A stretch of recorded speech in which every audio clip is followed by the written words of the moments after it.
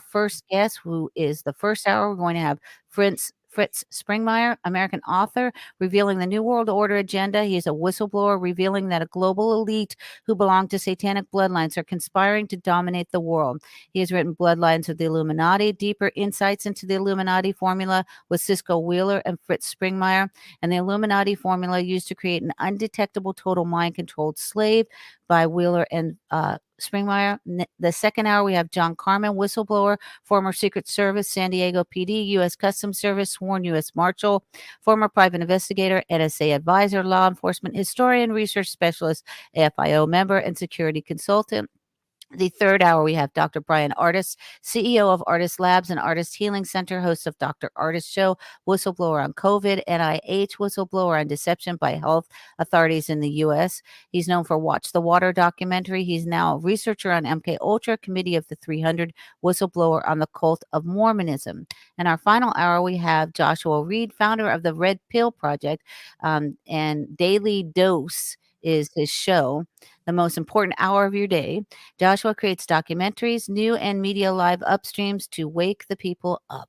All right, sounds great. Let us bring in our very first guest today, and that is Fritz Springmeier, which is really, this is an honor for me to have this gentleman on the program. I've been an admirer of Mr. Springmeier's for a long time. If you haven't heard of him, you're in for a treat. One of the leading experts on the Illuminati, knows better than almost anybody else about the Illuminati, MK Ultra, and trauma-based mind control. Mr. Springmeier, welcome to the Dark Outpost. Thank you for being with us today. Thank you, David. Thank you, Penny, for having me. Can you hear me okay? No, we're having a little trouble with your audio for some reason.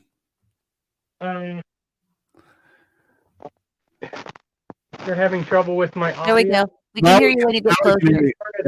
If you got a little, yeah, that one you got a little closer, we can hear you better. Thank you. Can you hear me okay now? Yes, we can. Okay, good. Thank you for being I'll try to speak up too. And hi to all your listeners. This is the first time on your show, and thank you very much for having me on your show. Well, the pleasure is ours. We've been, like I said, I've been a tremendous admirer of yours for quite some time. There is no better expert on the Illuminati than yourself. I guess the question is, how did the research into the Illuminati and the dark forces begin for you? Say that again? How did your research into the Illuminati, what got you compelled to study the Illuminati and get involved in outing them? Oh, okay.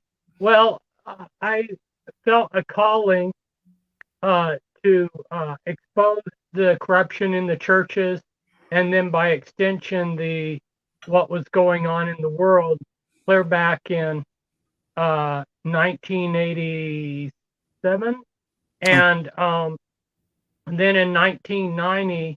I started going full blast on that calling.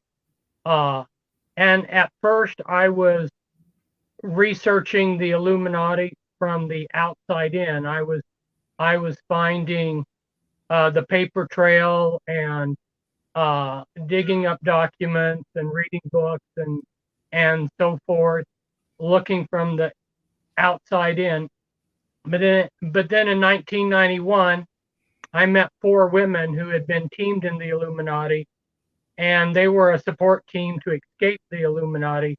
They came into my life, and with their help, then I started seeing the Illuminati from the inside, and they stressed 2 different points.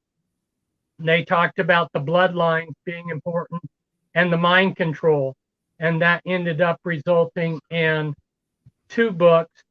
Well, actually more than 2 books. Anyway, I wrote a 7-book series on the Illuminati, the who, what, where, how. So the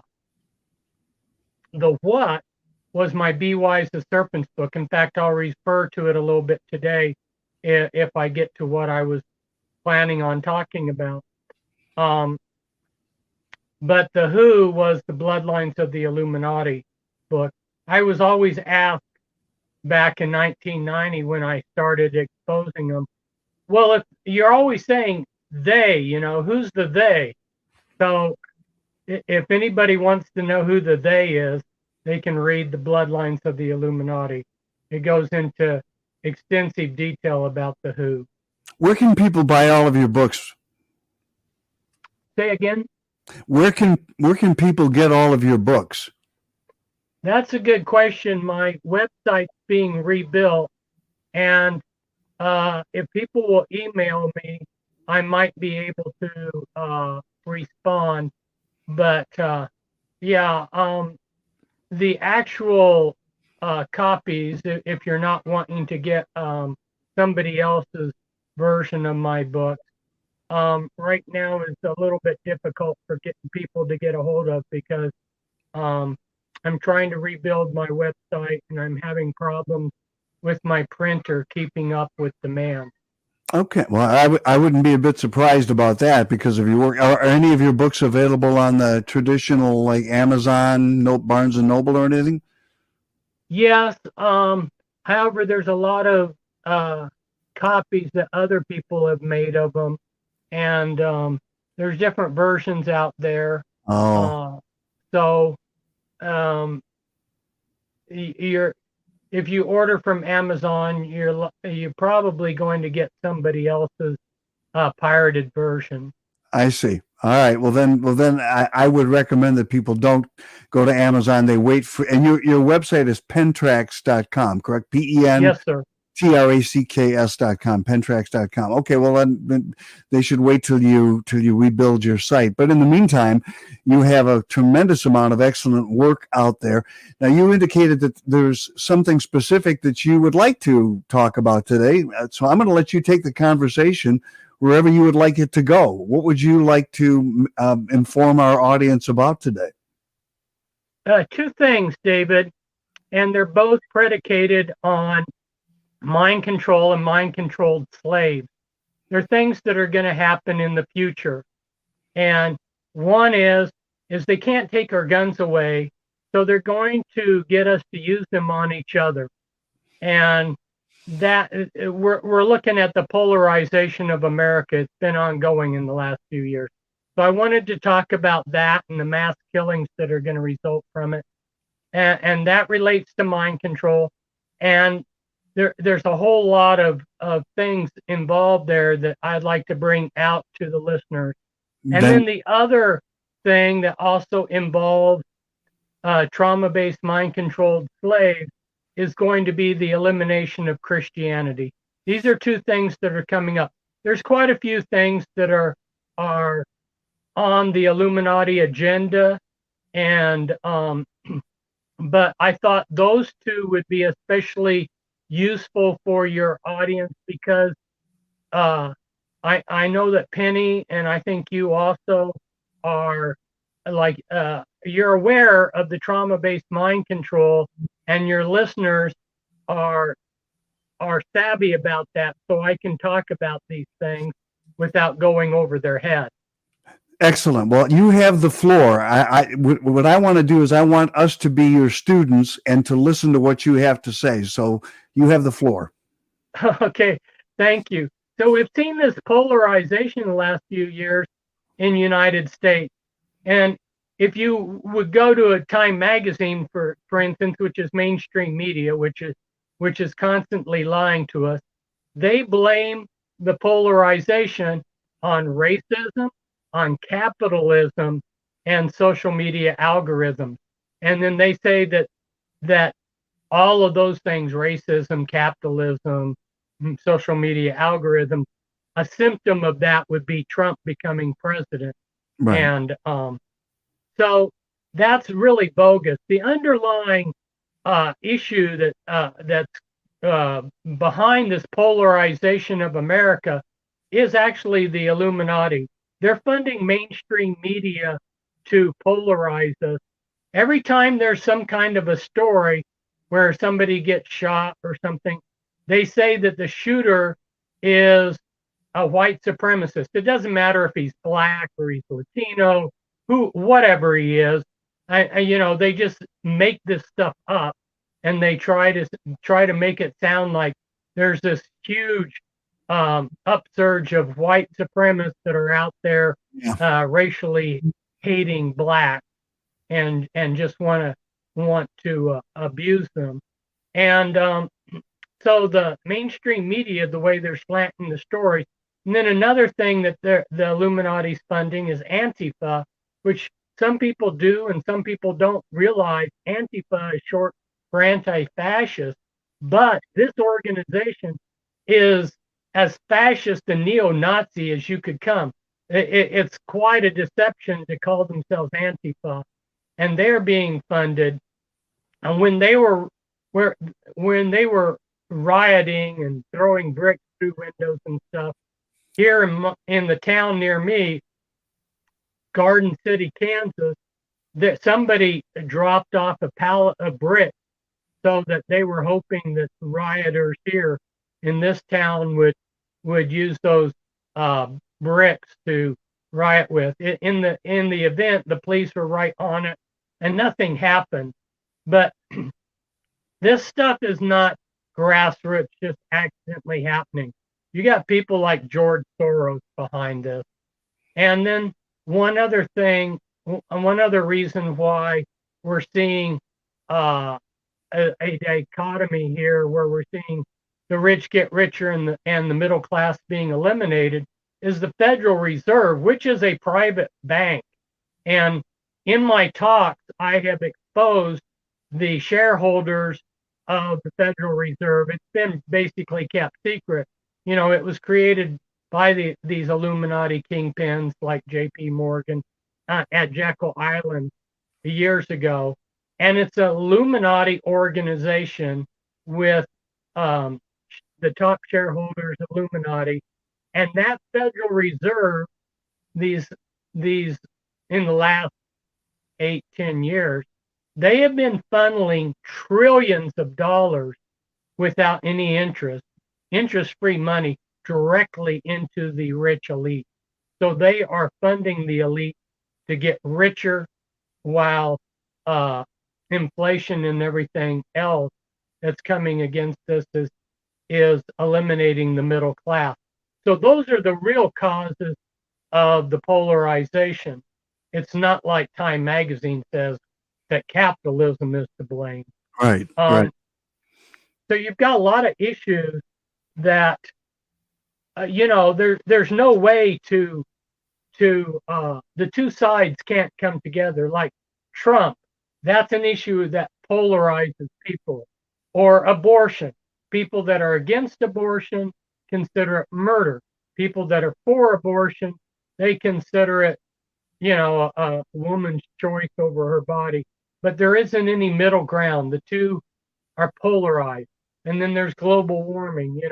We need to eliminate all of these things that are creating carbon and blah, blah, blah, or else the world's going to die.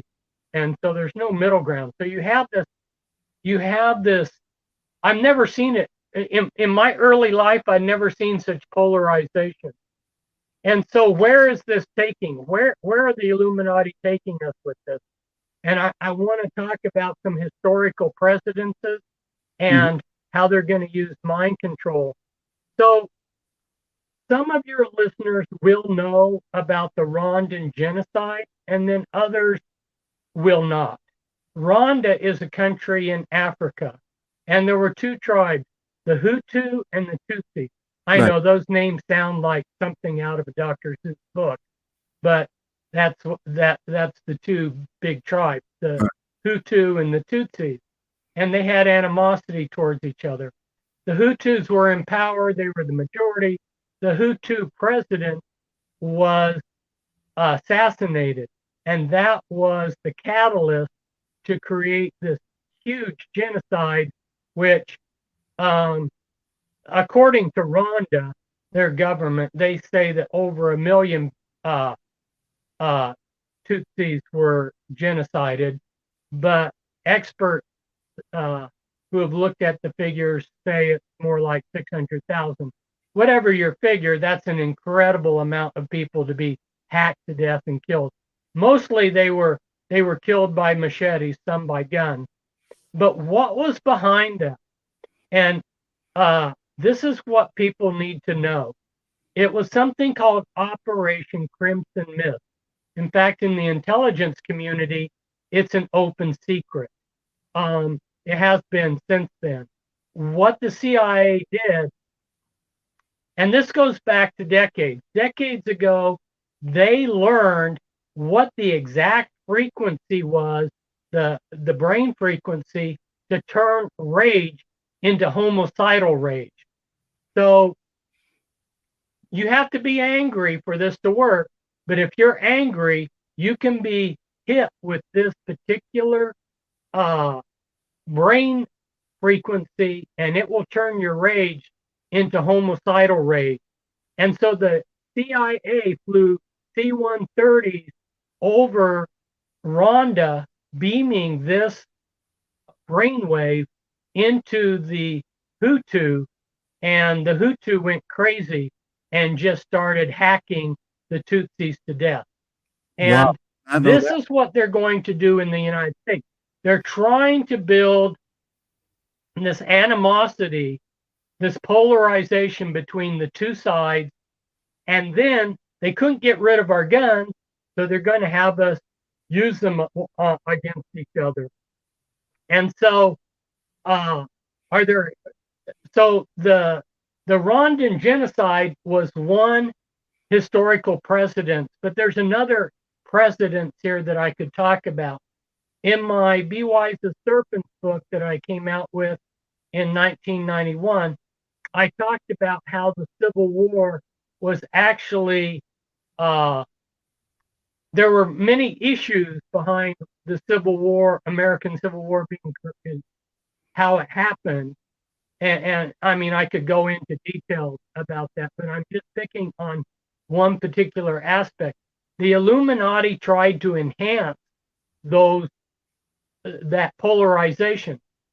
So what they wanted to do is what we see happen was Congress said Kansas can decide whether it's going to, the people of Kansas, which was a territory, can decide whether they're going to be free or slave.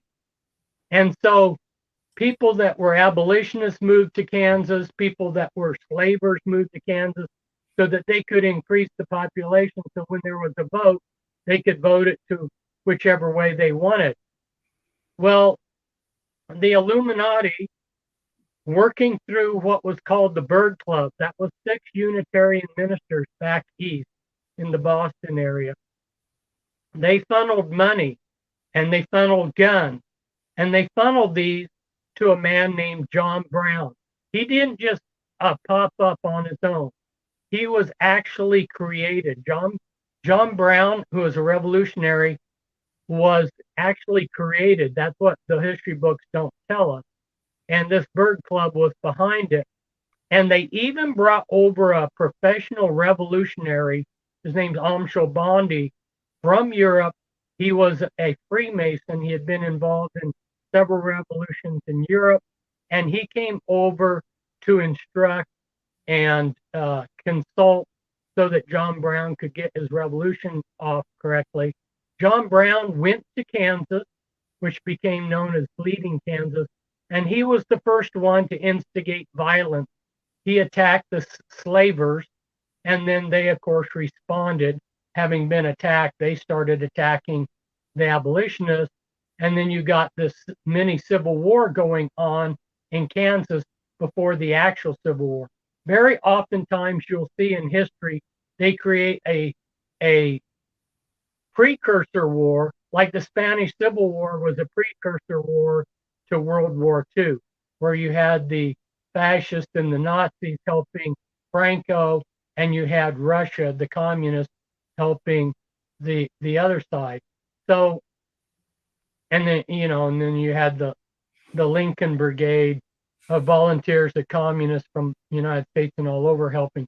So that was a precursor. And so you can look at these historical precedences, and what's now, Dave and Penny, what concerns me is where the CIA had to use a C-130 and machines in those C-130s to beam this they can now use cell phones to beam that particular brainwave to people. So Right. they're much more efficient in how they can target people. If they can get people in a rage, they can escalate that to people homicidally killing each other. So that's one thing that I see coming to United States, and it's uh, Antifa has a lot of mind-controlled slaves in them. They're violent, they're socialist, and George Soros is part of their funding, and they call themselves revolutionaries. So that's and the other side calls them domestic terrorists. Yeah. And then Trump wanted to shut them down, and then the Democrats said, well, that would be violating the First Amendment. It's pretty interesting how the Democrats will defend Antifa, which is a violent revolutionary group, but then on the other side, they don't want to allow a First Amendment right to other people. It's First Amendment rights very selective on who they give it to. What, Dave? Absolutely. Hold on one second. We're going to continue our conversation. I just want to remind people that you're listening to Fritz Springmeier. This is Dark Outpost with Penny L.A. Shepard and David Zublik. I just want to remind you about something. There is if you're not getting enough sleep at night, folks, and that's a real problem. For a while there, I was not getting enough sleep at night. Now, there's a new product called C60 Evo out there, which neutralizes free radicals from cell metabolization and external toxins to help minimize the inflammation in your body and maximize detoxification.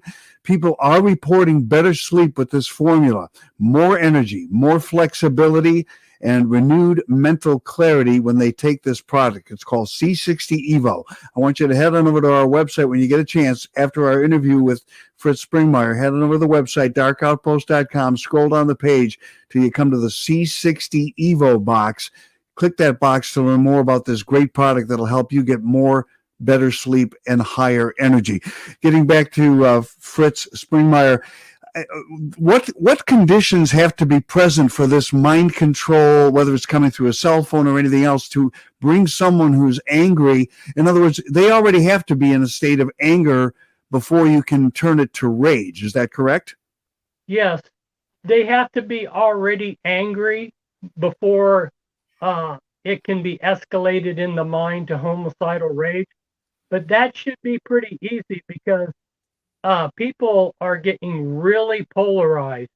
I sit there and listen like a little bird. I listen to liberals talk, and I mean, these people are they are so enraged, and Trump is to blame for everything, and they're just in a rage towards the conservatives. And the conservatives, all this stuff is happening right in their face. I mean, they elect Trump and they see the election stolen.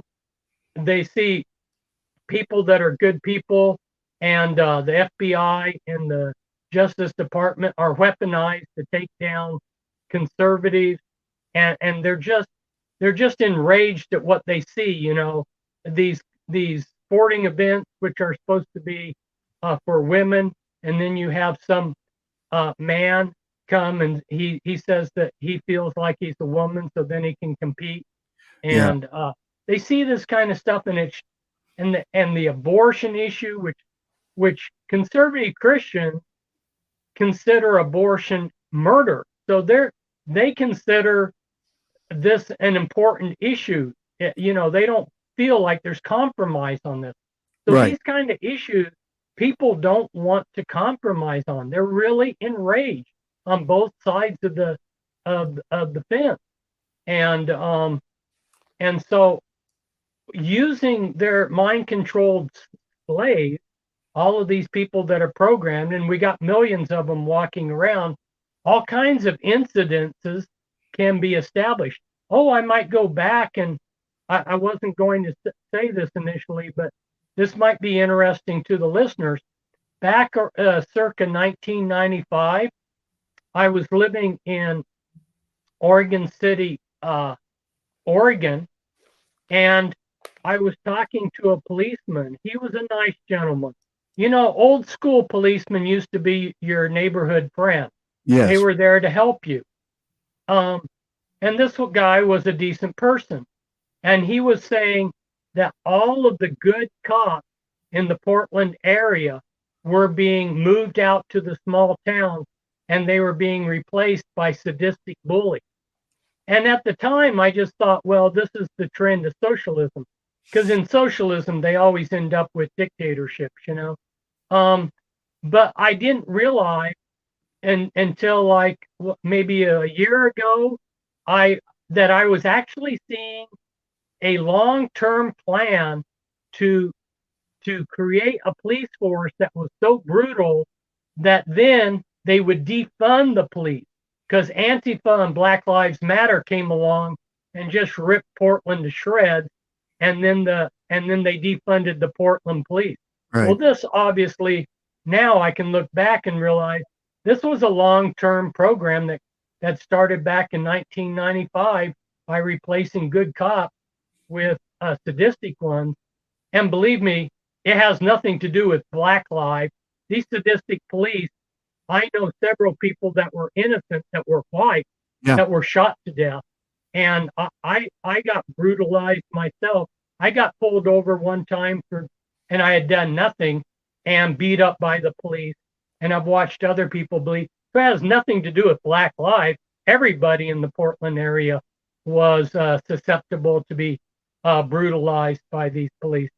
But at the time, I didn't realize that this was intentional, so that things would be so bad that then they could, Antifa and Black Lives Matter would have an excuse to get the police defunded, which then turns the city over to these gangs. Portland's really gone downhill since I lived there. If we were to take this to an unbelievable level, could we actually say that the police officers are being in their training are now being mind controlled to become more violent, so that yes. Okay, and could we also say that all this transgenderism and all this stuff that you're talking about is less of a movement to recognize these people who feel they're in different bodies and that sort of thing, as another form of mind control, just to outrage those of us who don't believe in that? In other words, maybe there really is no big transgender movement. They're just shoving it in our face to get conservatives upset. Yes, that's part of the reason, is just to irritate the heck out of people. Okay, so going back to an example, this was like, I can't remember the exact date. I'm going to say circa 1995. A woman I know had evidence of judicial corruption in Portland. Okay. And a policeman came up behind her, and he's a programmed multiple. I know that he's a programmed multiple. And he pulled out his gun and shot her in cold blood. Oh my God. He shot her in the back and killed her. Oh. And they did an investigation and gave him medals. Anyway, yeah, that's an example of someone who is a program multiple that they used in a brutal way. Penny, I know, Fritz, I don't know if you're aware of this, but Penny has been a mind control victim. She was under MK Ultra mind control, and I'm sure she has some questions about certain things. So Penny, please feel free to chime in. Pretty much for 58 years, I just found out when I left my husband, who was a police officer and deep state and very evil. And I found out that my family is heavily involved in the entertainment industry. And so I was in the entertainment industry, 58 years as a singer, a writer, an entertainer. And then I also had other careers. So I report on SRA, Satanic Hollywood, I call it Hollywood. One of the stories that I'm following right now is, and I'll be reporting on today, is a kid. His name is Ryan Grantham. He's now 24. And I know this kid is MK Ultra. He was acting since he was a very small child. One of the movies that he was in was a satanic movie with Christian Slater. And 6 years after, his part in this movie was as the child. There were the adult and then a child. So he plays the child of an antichrist. 6 years later, he shoots his mother in the head while she's playing piano. He sits and watches Netflix. And then the next day, he puts together 12 Molotov cocktails, and he's going to go and kill Justin Trudeau. He was also watching things on the deep, dark web. And so I'm wondering, well, because I always ask who, what, when, where, why, and how. I'm a writer, an investigative journalist, independent. And I say, why Justin Trudeau? Did he somehow on the dark web either see pictures of himself with Justin Trudeau when he was a baby, or with his mother with Justin Trudeau? You know, and how was this kid triggered? He's now 24, and he won't be eligible for parole for 14 years. So, and he's a small little diminutive person who is now in, you know, amongst monster, satanic individuals that are, you know, now incarcerated with him. And we also know that they use the prisons for MK Ultra experiments as well. So none of these experiments have ever changed. The MK Ultra has consistently pursued. It is the currency, the New World Order currency, and it's also the currency for the prisons, for our government governing the mental. It is their master tool in which they manipulate through all forms. I call it the military industrial entertainment complex, because one is synonymous with the other. The military industrial complex cannot function without the entertainment aspect, which is honeypotting, sex trafficking, pornography, SRA, murder, espionage, blackmail. So that's one of the cases that I'm working on right now.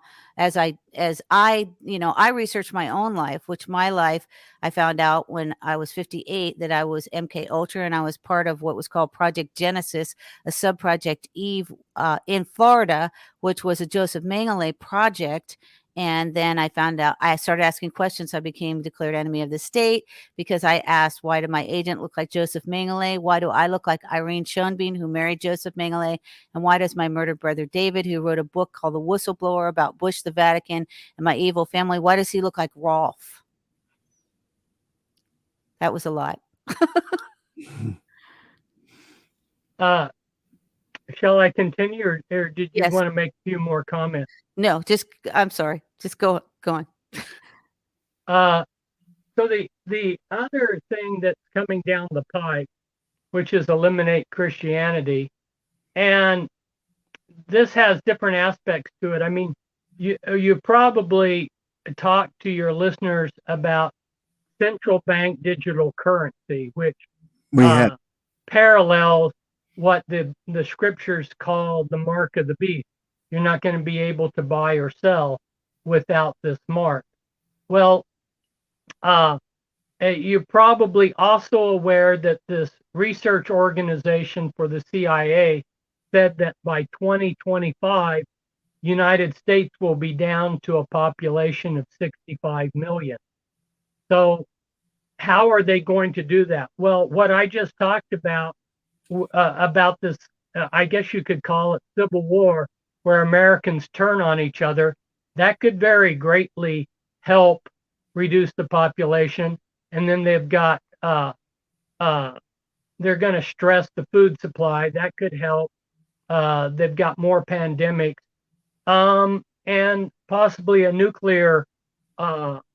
small nuclear war. So those things, there's a lot of things on the horizon.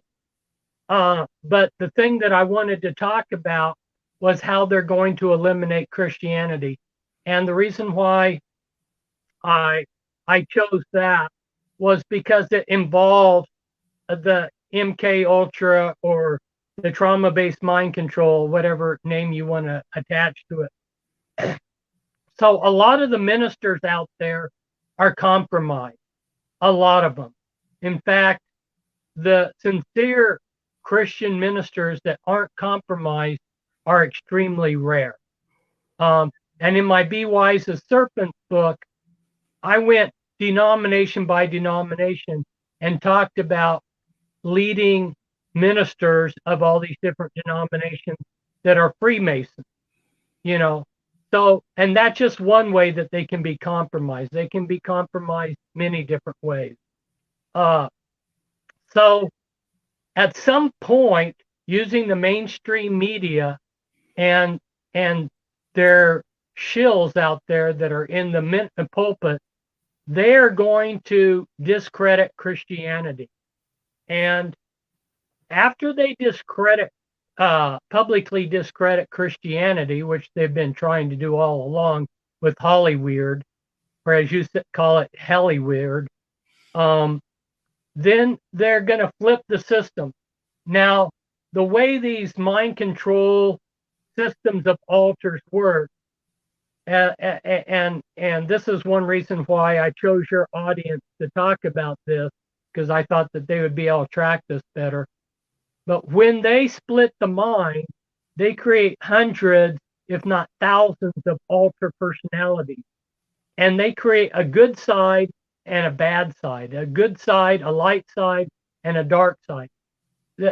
If you think of a car needs to be able to go forward or backward, right or left. So if you put a lot of energy into making a mind control, turning a person into a mind controlled system with all these altars, they want the system to have a good side, a light side, and a dark side. Right. Well, all these ministers that are program multiples that are in the pulpit, they got their light side up, and their light side is control of their system. But the Illuminati can flip these systems. They can shut down that light side, and they can flip it, and the dark side can come up and run things. And that's what they're planning to do at some point.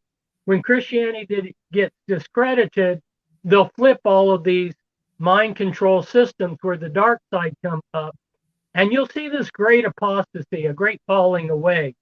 And then the Christians that are holdouts, that are sincere Christians that are not going to waver in their faith, that are going to be like Daniel and his companions, that are going to hold to their faith and be loyal to God, then through a black awakening, they're gonna send out their mind-controlled slaves.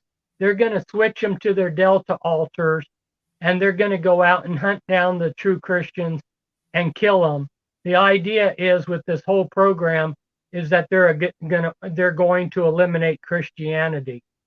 There's been some Christians that have had some prophetic dreams that could tend to lead to seeing something like this happen. So it's that their dreams may be confirmation that this is coming up. Of course, this is something that's planned in the agenda, and I'm not saying, that God can't intervene or that their plans might not fall apart. But this is what's planned. Can you give us a definition, or maybe even better, more specifically, name names? Who is or who are the Illuminati?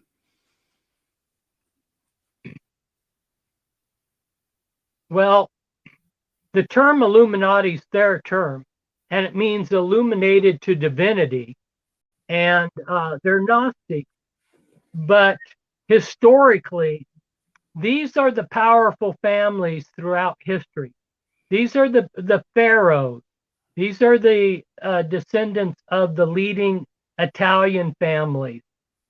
These are people who if we go back to Greece, ancient Greece and ancient Rome, we'll see that the tribe of Dan, which is the dark sheep of the tribes of Israel, they are a snake, and the Antichrist is to come out of the tribe of Dan. Well, the tribe of Dan moved around, it migrated. It became the leaders of Greece. They became the leaders of the Roman Empire. Um, and so you see the Guelphs, you see these leading families. And so what you have had through history is they interbreed and they know each other. And the rest of humanity are their slaves and serfs. And there's been no time in history. Think about it, people. There has been no time in history when the powerful elite that are rich beyond filthy rich and filthy powerful. There's never been a time in history where they've said, you know what? We're tired of running this planet. We're tired of being powerful and rich. We're going to turn things over to the serfs. Now, the closest we got to that was in the American Revolution. We thought that had happened. We thought that they had turned it over to the common people. But if you look at my Bloodlines of the Illuminati, and the actual story is even more dramatic than what I brought out, because there's so much to say. The leaders of the United States, the early United States, were a lot of them Illuminati family bloodlines, Sinclairs and Merovingians and you name it. So we thought we got away from all this royalty and all of this, but we didn't. We didn't get away from it like we thought. That being said, the American people, because they lived on the frontier, they had a lot of freedom. And Americans have had a lot more freedom than in other countries. But right now we're operating under a lot of myths and illusions. People think that we have a constitution. People think that we're free, blah, blah, blah. No, we about a year ago, we entered into the New World Order. We are into the New World Order, people. And these powerful families, the generational bloodlines, that's the Illuminati. And another way of looking at it is what is their religion? Well, technically, they're Gnostics. Their good deeds have to balance their bad deeds. So they're the philanthropists. Now, you go to Who's Who, and you look up the biography of somebody, like Bill Gates or something. And what do they give these people's occupation? Philanthropist. Well, what is a philanthropist? It's somebody who gives away money. Now, think about this, people. Is that an occupation? You go around and give away money? That's your occupation, is giving away money? What's behind that is their good deeds have to balance their bad deeds. And of course, a lot of their good deeds are self-serving. They set up these foundations, which are tax-free, which supposedly are going to do great things, but they're actually self-serving to promote their agenda. So although Gnosticism is one way to describe it, another way to describe it would be to label them, they're generational Satanists. And I've exposed the rituals, the ritual sites, and the best way to describe it is to say they're Satanists. They're cold-blooded, program multiples that carry out satanic rituals. Well, that's a pretty good definition. I would tend to agree with that. What, if anything, can we do, if anything, to stop it? Well, I've been asked for the last 30 years, what can we win? And the question is asked with the idea that, well, if we can't win, we shouldn't try. But the truth is there's a lot of things in life we try and we don't know the outcome. Let's say we play a game of chess with someone. We don't know if we're going to win or lose. let's say we run a race in a track meet. We don't know if we're going to win or lose. There's a lot of things we do without knowing the final outcome. Now, as good people just can't sit by and let them do what they want to do. Because Dave and Penny, the bottom line of this agenda is genocide of the human race. And these people want to genocide us all. And they're doing a pretty good job already. So good people have to stand up and do something about it. Now, what is going to be effective? That's a good question. I think in terms of politics and accomplishing something that way, you're going to have to turn to the lower levels, the local elections, maybe the state elections. You might as well forget the national elections. They're so corrupted, and there's no way we're going to affect those. But we might be able to affect some local things, and that might help to some degree. As far as personally, the thing is people should press in and get close to God. It says in the Word of God that faith overcomes the world. And by extension, that means faith overcomes the world order, or faith overcomes the new world order. So faith in God, if you look at what Daniel and his companions were able to accomplish, they were facing Babylon, and they were facing death, and they were enslaved, and they pressed into God, and they were loyal to God, and He spared them.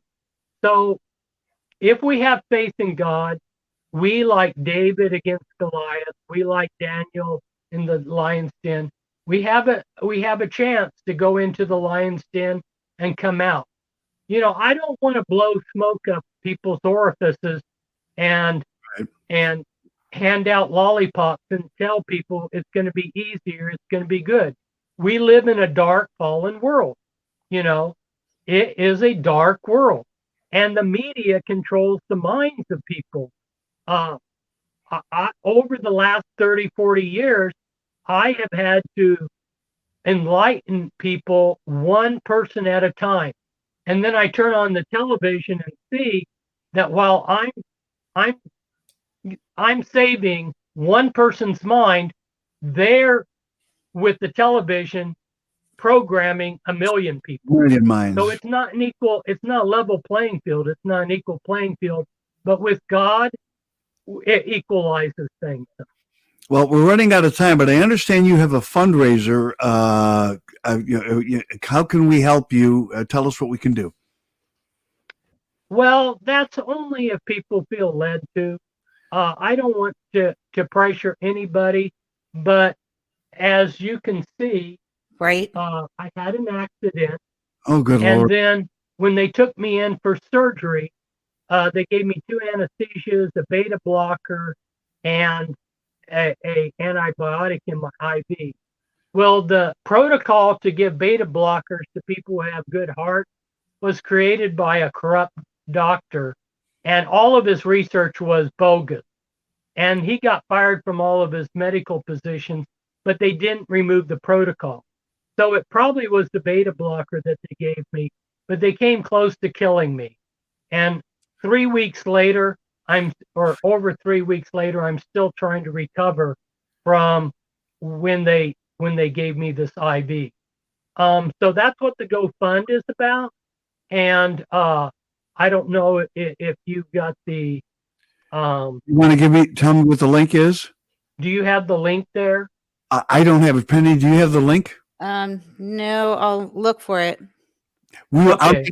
I will, Mr. Springmeier, I'll make sure that we put it up on our screen as soon as we look it up. But obviously, it's under GoFundMe. GoFundMe. So we'll find the link and put it up on the screen. I'm so sorry that this happened to you, and I really appreciate the fact that only 3 weeks out of this accident, you were able to come on the program. I mean, I really appreciate you Yes, taking. thank you so very much. And Fritz, we'd like to have you back as often as you'd like to come back. So, You're welcome. you know, I'm in awe, and I appreciate you coming here. And I think that you could benefit, you know, millions more people to just come on a regular basis and speak your thoughts. Okay, thank you, Penny, and thank you, Dave. I'll take that into consideration. I have a family that I support, and I work full time. In a couple weeks, I'll be back working whenever I heal, and so my time will be more limited. But I'll definitely keep you guys into consideration, and yeah, that would be wonderful to be able to do another program. You guys have been wonderful having me on and just letting me have the floor. A lot of times my hosts don't do that. They're interjecting questions all the time, and I can't get into anything in depth. And you know, I'm a deep person. Yes. Well, I like to get into things in depth. Also, Mr. Springmeier, please be advised that we will be more than happy to accommodate your schedule. So if for some reason, because of your work and everything else, you cannot come on live, we would be more than happy to record an interview with you at your convenience for later broadcasts. So we'll work around your schedule if you'll be willing We to love come you. back. Thank you. The Thank you, guys. The GoFundMe is called The Fundraiser is for this fundraiser is for Springmeier, for Fritz Springmeier. So it's this dash fundraiser dash is dash for dash Fritz dash Springmeier. And I will put that up on the screen in a little while, but that is a GoFundMe account. Please go to that page and please help Mr. Springmeier out. Fritz Springmeier, thank you for coming on the program today. Thank you very much. Thank you. God bless you. Fritz Springmeier here on the Dark Outpost. Okay, we'll put that. I'll get that during the one of the upcoming breaks. We'll get that fundraiser up on the screen so that people can contribute if they feel so inclined. And I highly recommend that you do. We're going to take a quick break. When we come back, Penny will have some news for you, and then the great John Carmen, whose website is customscorruption.com, will be with us, and we will talk about a number of different things, including a very weird email that John received over the weekend that he passed along to me that seems to be soliciting people to purchase children. Obviously, this was a shock to John. It's a shock to me, and it's going to be a shock to you. But this is the kind of crap that's out there. And we'll get into that with the great John Carmen in just a few minutes. Stay with us.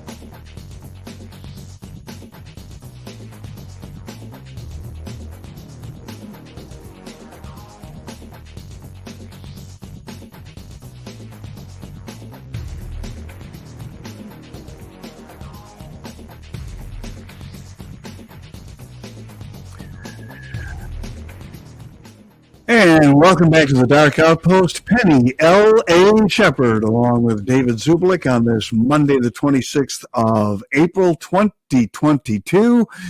And we're coming back from a break, and we're going to be bringing John Carmen in with us in just a moment. But first, I want to remind you folks about another great product that you guys are going to want to have. Did you know that over 300 different illnesses have one thing in common that is absolutely the same thing, and that if you could reduce this one thing, you could reduce the pain and suffering, and in some cases, perhaps even eliminate these particular illnesses altogether. I'm talking about things like cancer, diabetes, fibromyalgia, chronic fatigue syndrome. There's 300 plus different illnesses that have the same thing in common. You know what that thing in common is? It's called oxidative stress. And a study by Washington State University shows that one particular product helps to reduce oxidative stress. We've talked about it on the program with Dr. Lana Contos when she comes on with our Wellness Wednesday report. It's called Protandem. All right. You take one of these every day in the morning. It reduces the amount of oxidative stress that your body used to be able to reduce when you were younger. But as you get older, like past the age of 20, your body slows down and can't eliminate that oxidative stress as well as you did when you were younger.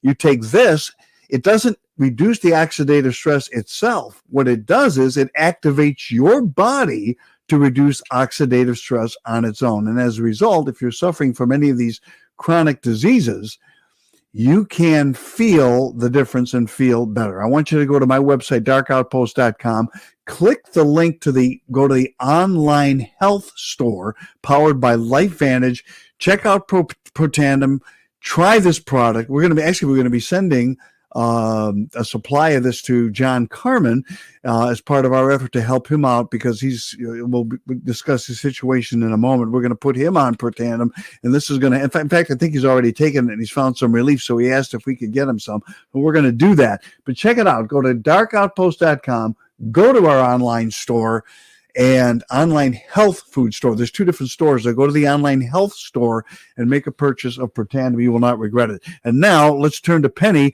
Shepherd with the news, about 60 seconds worth of news. Penny? Okay.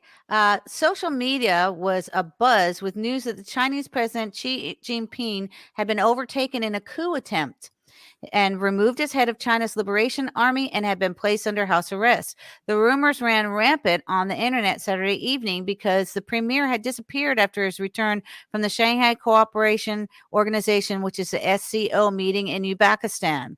The rumors have been dismissed by experts, saying that there is a strong possibility that the Chinese premier is under quarantine owing to the country's strict zero COVID policy that mandates every individual who enters China from abroad to undergo quarantine. Rumors also of canceled flights, trains, and buses show some flights were canceled, but due to the pandemic, China's flights have not returned to pre-pandemic status and are therefore reduced substantially. This past week, 2 former ministers were sentenced to death, and 4 officials were sentenced to life in jail in China last week as the Communist Party continues its anti-corruption campaign initiated by Xi Jinping. So that was something that we had addressed on Saturday. Yeah. We were like getting inundated with that there was this coup that was going on. And then I'm just going to hit 3 other stories. Rangine, the largest wholesale fresh produce market in the world, was on fire in Paris Sunday. 100 firefighters and 30 fire engines battled the blaze at Rungis international market. The fire was brought under control. The sprawling wholesale market is a veritable town with more than 12,000 people working there, and warehouses filled with fruit, vegetables, seafood, meats, dairy, and flowers from across France and around the world. Tropical storm Ian is soon to be a major hurricane. Ian currently is forecast to hit Florida midday Thursday, potentially becoming a Category 4 hurricane. Florida Governor Ron DeSantis has declared a state of emergency for the entire state, with storm conditions projected to constitute a major disaster. The emergency order means members of the Florida National Guard will be activated and on standby. And finally, U.S. warns Kremlin of devastating consequences Russia would face should nuclear weapons be used in Ukraine. National Security Advisor advisor Jake Sullivan said Sunday. Sullivan said on NBC's Meet the Press, the United States will respond decisively. Ukrainian President Zelensky said he does not believe Putin is bluffing when he said he would be justified in using any force necessary, implying tactical nuclear weapons are not off the table. Oh, wow. All right. Well, that's the latest news and information. We'll, of course, keep you posted on that. Let us bring in our next guest who joins us every Monday at this time, John Carmen. His website is customscorruption.com. John is a former Secret Service agent under Presidents Ford and Carter, former customs agent who blew the whistle on corruption in the Customs Department. And because of that, because he's a whistleblower, he paid a heavy price. He does not get Social Security, does not get a pension, does not get anything. He really wants to be reactivated to service of some sort, but he's got money coming that he has not been paid. So we are asking, if you are so inclined, if you have a Venmo account, to please contribute to John at john.a.carmen@gmail.com. And as I mentioned earlier, and we'll mention this again too, we're going to be sending John this pro tandem. He's going to be getting it on a monthly basis beginning in October. So, John, you can look forward to that. But thank you.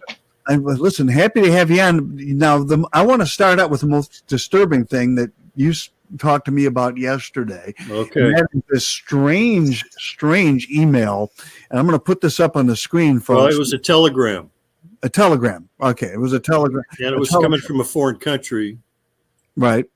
So let's put this up on here and see if I've got it correctly. I was looking for it, and I was going. I know I sent it off to you guys anyway. And you can see, folks, if you're looking at it, that it is in Russian, but translated, it says, "Here you can buy pornography of children, where young whores F animals, zoophiles, and where the minors are seduced by adults. The cost of one live video is $50.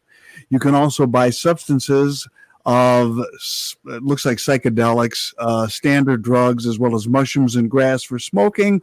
There are shots of shirka for spreading the imagination and the roof that is gone. Sex between children and adults is $30 per video.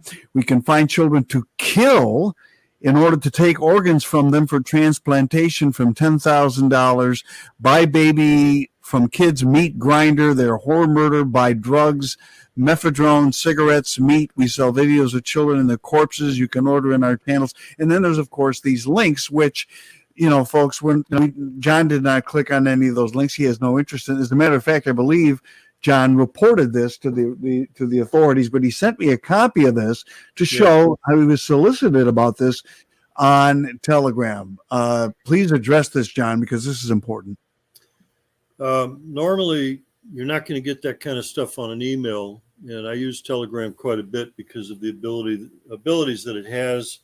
It's a secure platform and so forth. Then, of course, you get the usual pop-ups that look like Bitcoins.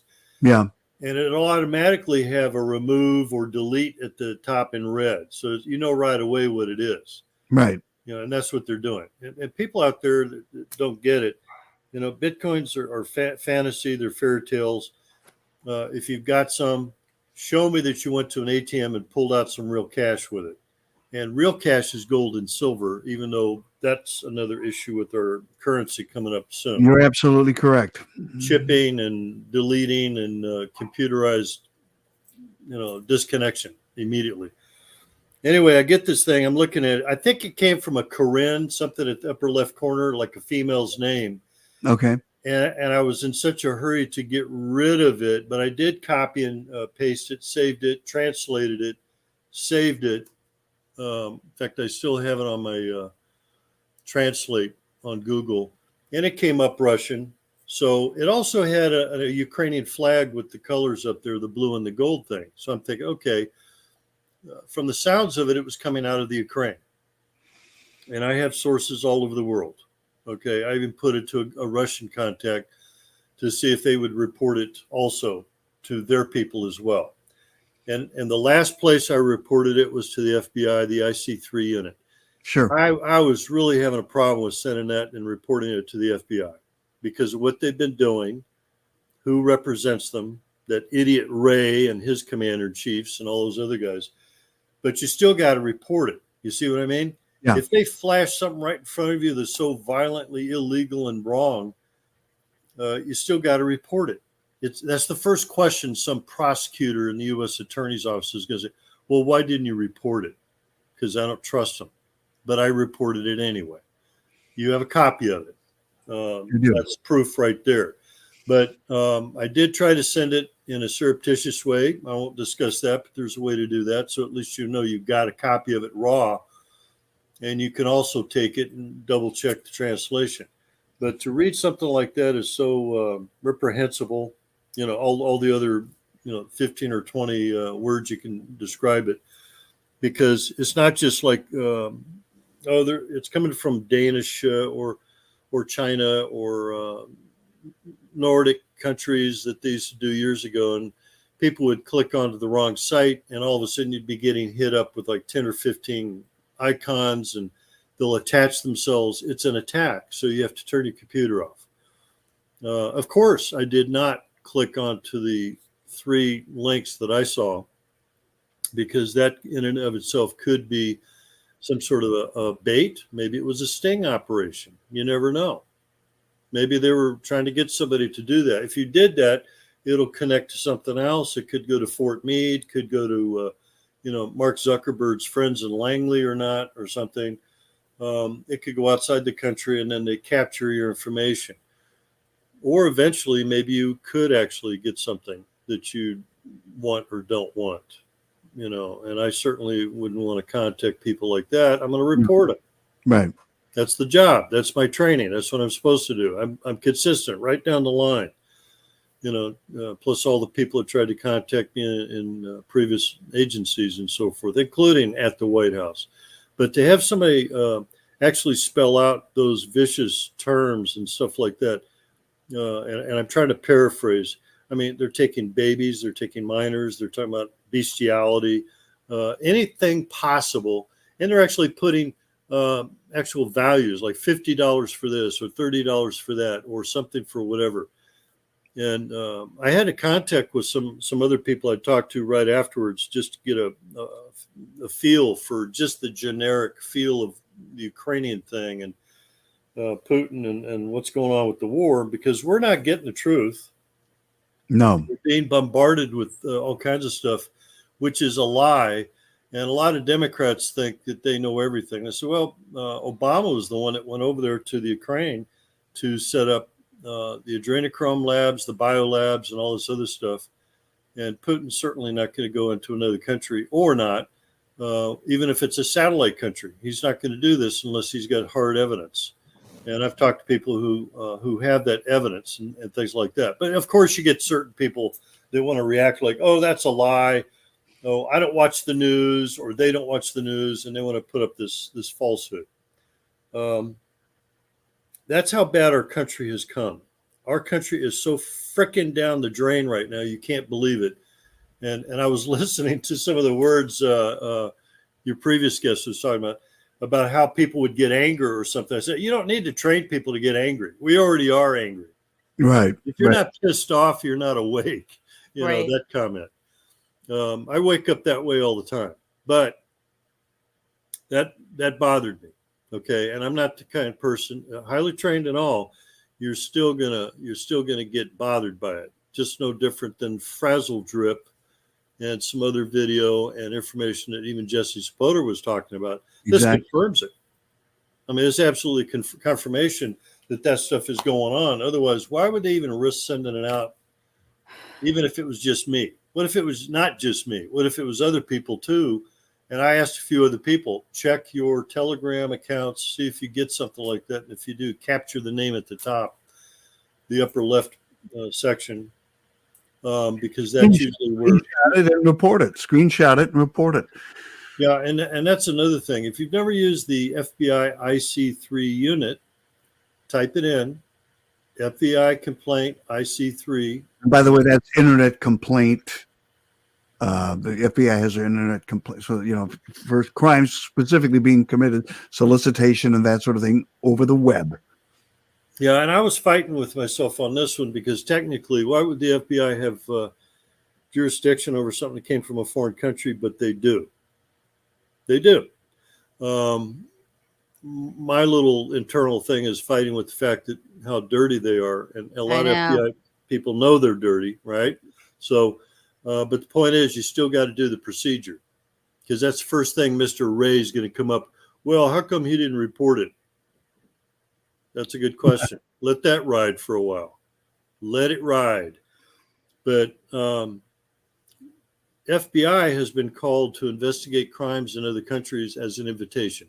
So technically, if they were invited over to investigate like the Lockerbie incident, which they were years ago, then they would be able to go over there as an invitation to help them with their highest grade investigators, technology, no different if they were going to go over to Scotland Yard. Okay, so that's how that would work. I'm still upset about that stuff. That's very extreme. If people actually read what it said and really read it carefully, and the detail that they went into, it should raise something internally out of you, because we try to defend our children. We try to defend innocent people. These people are in a war over there, and they don't care. The neo-Nazis in the Ukraine, Vladimir Zelensky with 2 Y's, or it depends on how everyone to spell it, and he's got that wrist problem. Yeah, we've Penny has struggled with that herself, because they spell with 2 Y's, with 1 Y, and the I with IE. Hey, you know what? This is America, and he's a communist Nazi, gay caballero who's out there doing adrenochromes and pedophile activity. You could spell it any way you frigging want to. God bless America. I'm sorry, when you're playing pinochle on the piano with your pinochle. Penis knuckle. Yeah. Habanagila. That's why would you play that? That's like, that's anti-Semitic enough. I mean, really? I sang Habanagila a lot. Did we play that, David, when I pulled that up on the YouTube with Vladimir Zelensky dancing around? Yeah, I played it. Yeah, we played it. Yeah. You should play it again to let people really see. This is the guy that put in charge of the biolabs and the adrenochrome stuff over in Ukraine, which is an ATM, folks. And that's not the only naked thing he did. I mean, he did a lot of weirdo naked stuff. He also danced, I believe it was homage to the Black Sun, to Beyonce, who my brother represents, in black pleather and black high heels, which, the red high heels are homage to Satan, but the black ones would be homage to the Black Sun, the Nazi organization.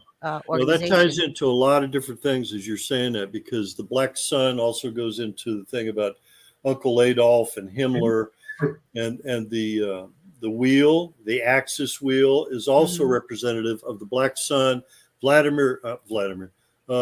Madame Blavatsky, and those people. So a lot of those things, it's really deep. You have to get into a lot of the stuff in the history of it. But I go off 10 different directions at the same time on that one. Oh, I've seen him do cocaine, or what looks like a white unknown substance, on his desk. Here's the you want? Well, I got the video. Why not? Just play a little piece of it. All right, hang on. Let me just put this up on the screen here, and for those of you who have not seen this wonderful performance of President Zelensky playing Havanagila with his penis on stage in front of a cheering crowd. Yes, why they're cheering, I don't know, but here it is. Oh, I didn't see that one. He got his pants down.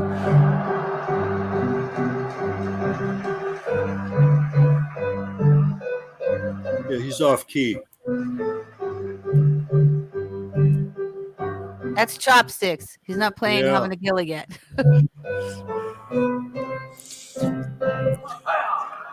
Or in his case, chop dicks.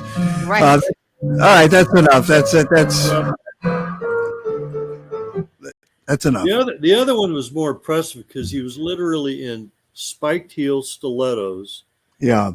A tight outfit with a bare midriff and a top thing, with all of his playing a Beyonce song, which it's Single Ladies, and I never covered that one. I was close to covering that one, but I didn't.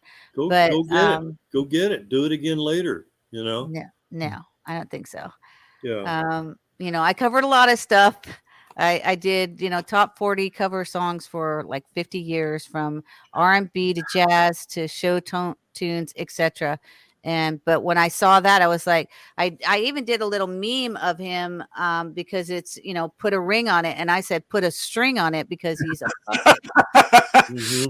Oh, Well, I want to, if you have any questions about that, that's pretty maybe, much it. maybe what they meant, maybe Zelensky was not legitimately elected. Maybe he was erected. Yeah. Right. It was erected with Viagra, but nonetheless. Okay. On to other things. There was also, we have this. Oh, I got outside noise. Hold on. Go ahead. But you take care of that. In the meantime, September the 24th, came and went, and there was no major event that was. Yeah, no buildings went down, no countries were overthrown. Although they tried to. China. Actually, that's what they tried to do. That was a China psyop, right? What was that all about, John? We had 3 or 4 incidents, and I was monitoring these things, and I go, no, it was SpaceX. A friend of mine called me from South Carolina, North Carolina area, and he saw what he thought was an ICBM. I said, well, we see that in Vandenberg once in a while. Vandenberg is up the coast of California. You will see the same similar thing. They always do it at nighttime or just after sunset, so you can see the colors. It's easier spotted, and they can tell the difference on contrast because there's less light in the sky. So I was making phone calls at the exact same minute trying to verify this thing. And it turns out it was just a space. There's an ICBM headed for the White House. Well, that's what I was kind of monitoring. I say, no, that's not it. Have you guys got anything coming up around your area now? And do you see a white flash? By that time, it's too late. The phone will shrill. Right. It'll melt. Exactly. That's like on failsafe. And then, of course, up in contacts in Delaware and a few other places. So you got that. This is a left-wing Democrat thing. Oh, something that you'll never forget is going to happen on the 24th. You'll never forget. That's right. That's we forgot already. It's all satanic. Everything that you look at on a certain date, or if they predict it, go look at your satanic calendar. Go look at the Rosh Hashanah thing. 5 heifers or not. Red heifers are being shipped from Texas to Israel because that's what they're going to slaughter for the big feast. But it's always something. So you got even the Xi Jinping. Who is putting out Xi Jinping is under house arrest by the military. Oh, right. yeah. Wasn't that on the 24th, John? Yeah. Right. Yeah. There you go. Xi Jinping psyop on the 24th. You'll never forget that you were psyoped. Thank you. You said it. So you said it exactly. That's what they did. What amazed me is that it was a guy who normally, not 100%, but normally is a pretty reliable guy. Steve Whale was putting this out that Xi Jinping had been under house arrest. He was overthrown. Yeah, I actually have a video from I think it was from India. I have a video, but it was weird because the video actually, I could play that if you want. The video actually said that they're planning a coup for November 22nd. Okay, so well, see, that's where they're always continuing on. It's always a 30, 60, 90 day. Yeah, let's just keep it going. Keep the going. On another tragic day, right? November 22nd, the assassination of JFK. And by the way, yesterday I was at. I live in an area where the Henry Ford Museum it exists, and I try to go there a couple times a year, and because they always have historic things there. They have the actual chair that Abraham Lincoln was sitting in Ford's Theater when he was assassinated. Oh, wow. I didn't know it was a rocking chair. It was a rocking chair. Yeah. In that balcony. They have the car that Reagan was thrown into after he was shot by Hinckley. They have, or whoever shot Reagan. I think there's some dispute as to whether Hinckley actually pulled the trigger or whether it was somebody else. Yes. But and then we have the car that Kennedy was riding in when he was assassinated. And I sent you guys both some pictures of that yesterday when I was there with my lovely wife and my daughter and her husband. Oh, I didn't get the pictures. Oh, I'll send it to you. Did you get the video? Because I actually protected that JFK vehicle. I will send them to you. I will send a building in Washington D.C. which is what we worked out of when we were doing Foreign Missions Division, counterterrorism and protection of the embassies. So it was like 3 or 4 levels down. I got to walk up to it, touch it. I wanted to get inside and stick my hands down the back of the seats to grab bullets and stuff, but Right. And blood or whatever. But they wouldn't let me do that because they already cleaned it up by that time anyway. But that's a special vehicle. And they took the shrapnel off of the front windshields before they shipped it back to Washington, D.C. The very same day they were already repairing it. So there's no evidence. That's what they did. LBJ wrote it. They were probably, well, just like when they were working on, some say that JFK's body was being operated, that it could have been some guy named Tippett or something else. It was actually, whose body was actually brought back, put in a different casket. That's true. He was being they had a military grade forensic specialist who did autopsies and stuff and preparing bodies.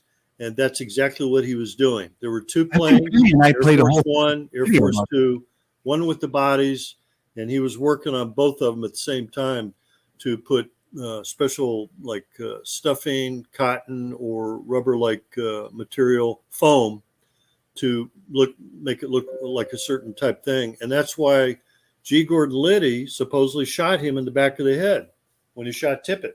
Now that supposedly was the deal. Huh. And I actually met G. Gordon Liddy in San Diego one day, which was kind of interesting. But the point is that once the bodies were taken back, Jackie got to open up the casket. At the time, it was in state, lying in state. And they tried to prevent that. And she says, no, I want you to open it up. And they did. And she said, that's not Jack. That's a quote. That's what she said. And it wasn't. It was Officer Tippett, which was amazingly close, that you could not have planned, or maybe they did. Yeah, there's a whole documentary about that on the web. Yes. Penny and I think, or no, it wasn't Penny and I, it was a different guest that's no longer appearing on the program, that we played part of that. But we're going to have Penny play this video for us in just a moment about the alleged coup in China. But first, I want to remind people about the damn food shortages that we're going through. My wife and I, my son-in-law told me he went to the groceries. How much do you spend in groceries every week, John? And I know that you rely on help from other people to even make that grocery bill, but it's got to be costing you an arm and a leg, right? Well, you got to look at an average of $10 a day for like just a Jack in the Box thing. Yeah. It's more than that nowadays. Yeah. Everything is up. So I mean, if I use my food stamp card and I pay for it, I might be paying for drinks and food for the day upwards of $30 to $60, and hopefully I stretch it out. Right. And that's one guy. And that's why one of the reasons why we ask you to please help John out with Venmo, because this is going towards food. This is not some luxury thing for John. He needs help to survive here. So please contribute generously. But my son-in-law recently told me he went to the grocery store, $300 a week for groceries. Oh my gosh. $300 a week.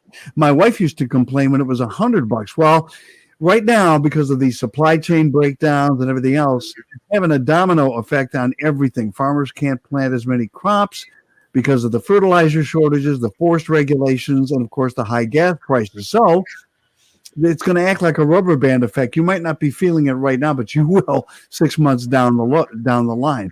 So you need to prepare by having some storable food on hand in case of the food shortage. I want you to go to preparewithdavid.com today.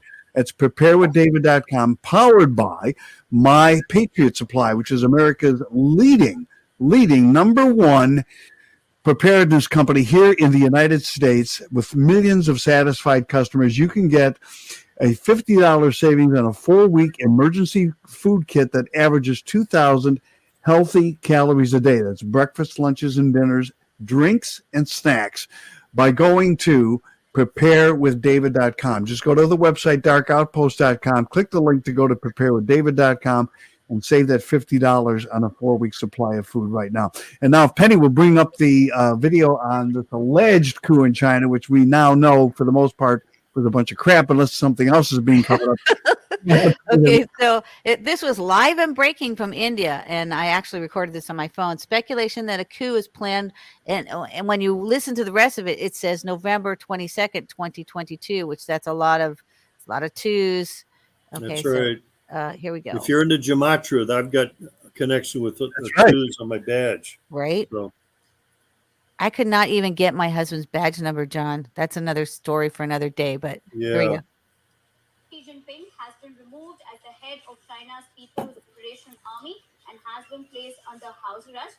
Neither the country Okay, so she says he's been removed and under house arrest.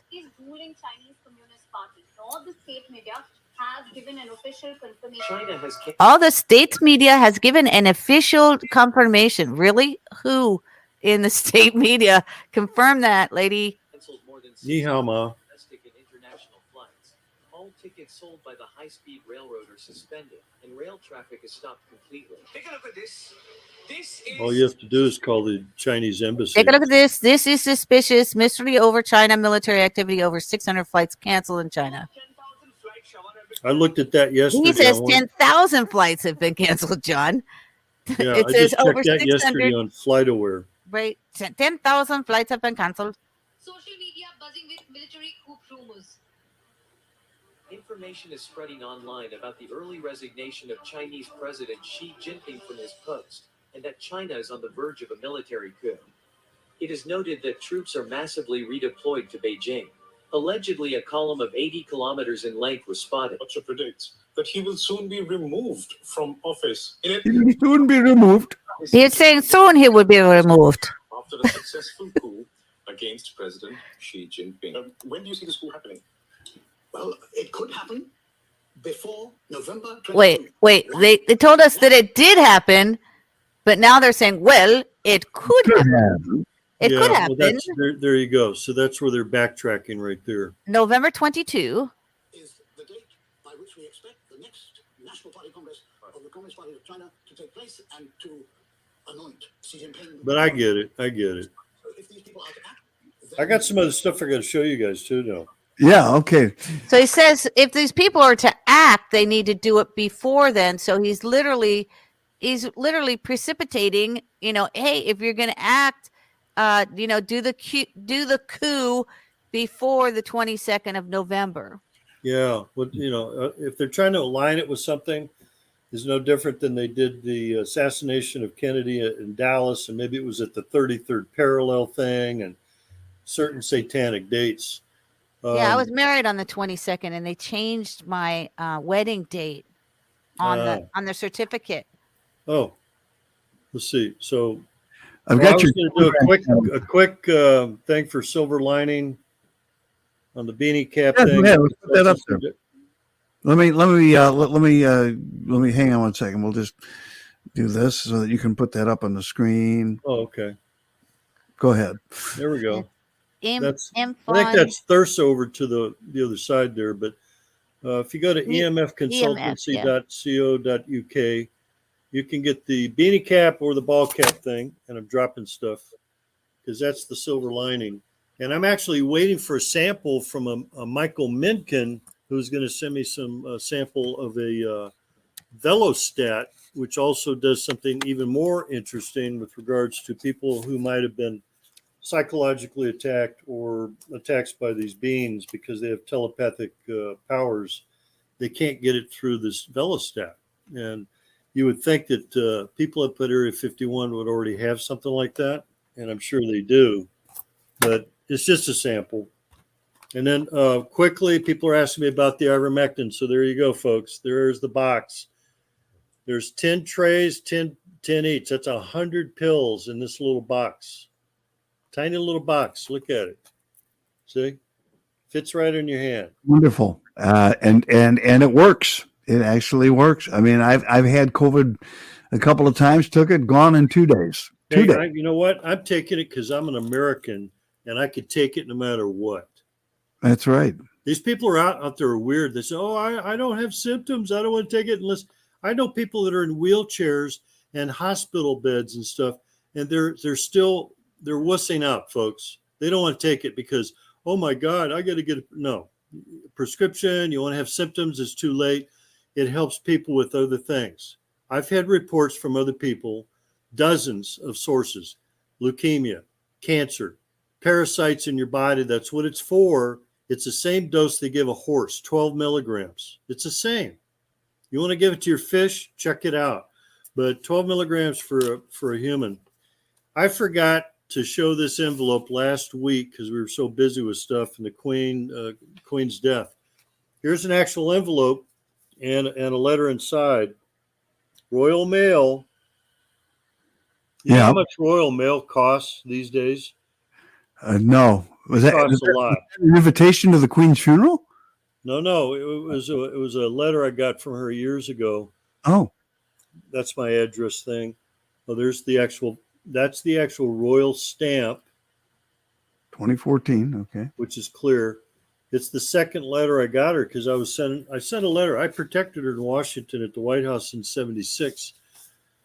That's the same state dinner, I believe, that Shirley Temple Black showed up. And I got to see her and talk to her right up close and personal. But I sent it to you on the telegram yesterday so you guys could see a better copy. But this is the actual hard letter, with the Balmoral Castle. I can't see it when I'm posting. Yeah, Balmoral says that. Yep. The one in Scotland, the date, the inscription, "Dear Mr. Carman," or whatever, and then it's got the writing to it.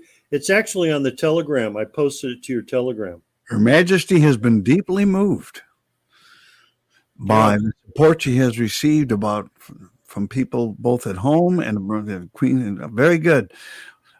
Yeah, wow. And then it's signed by the lady in waiting. That shows the lower left where it shows Mr. Carman thing on it. Now, if you got an actual letter from the Queen, it would be rare that you would actually get her actual signature. You could scroll up a little bit and probably see it. It's in like 4 or 5 sections if you go up a little bit. There you go. There you go. Nope, passed it. One more. There you go. There it is. And then you could click onto it or whatever. But I had to take a picture, scan it. I kind of ripped the seal on the back because the seal is kind of important because that's where the actual seal is also put there. That's typically the lady in waiting will sign for Her Majesty as a government entity because you know about the royal we, right? Yes. We royal are not weed. impressed. Are you talking about like marijuana? No. That when the royal we, W-E. Oh, we. I'm sorry. I thought you said weed. Get your mind out of the Sorry. They said the royal weed. I'm like, what? I was thinking, is that what happens when the kid goes to the bathroom? It's the royal. The royal we. Royal we is going to the royal we. Yeah, it's the way they say when she's doing her official duties. We are not impressed. We are not happy with that. Right. If she says, I am not, that's a personal thing. So that's where that comes from. But her birthday falls in April. I think it was like April 21st or something. Oh, the day after Hitler. Very close. Very close. But anyway, if you wanted to scroll up like I see you've already done. What is this? Let's go, Brenda. We got to rebuild America, the American Rescue Plan to bring our economy back, and so much more. That's right. You saw it first on Dark Outpost. They're talking about cutting Social Security and Medicare. Yeah, that's what they're doing to me. That's funny. Let's go, Brenda. What else you got here, Jan? It's got a lot of good stuff. Scroll up till you see the black officer, DC cop, and that's where Reagan. Farther up. About with the Royal Guard out there too? No, farther up. Further up in that. Okay.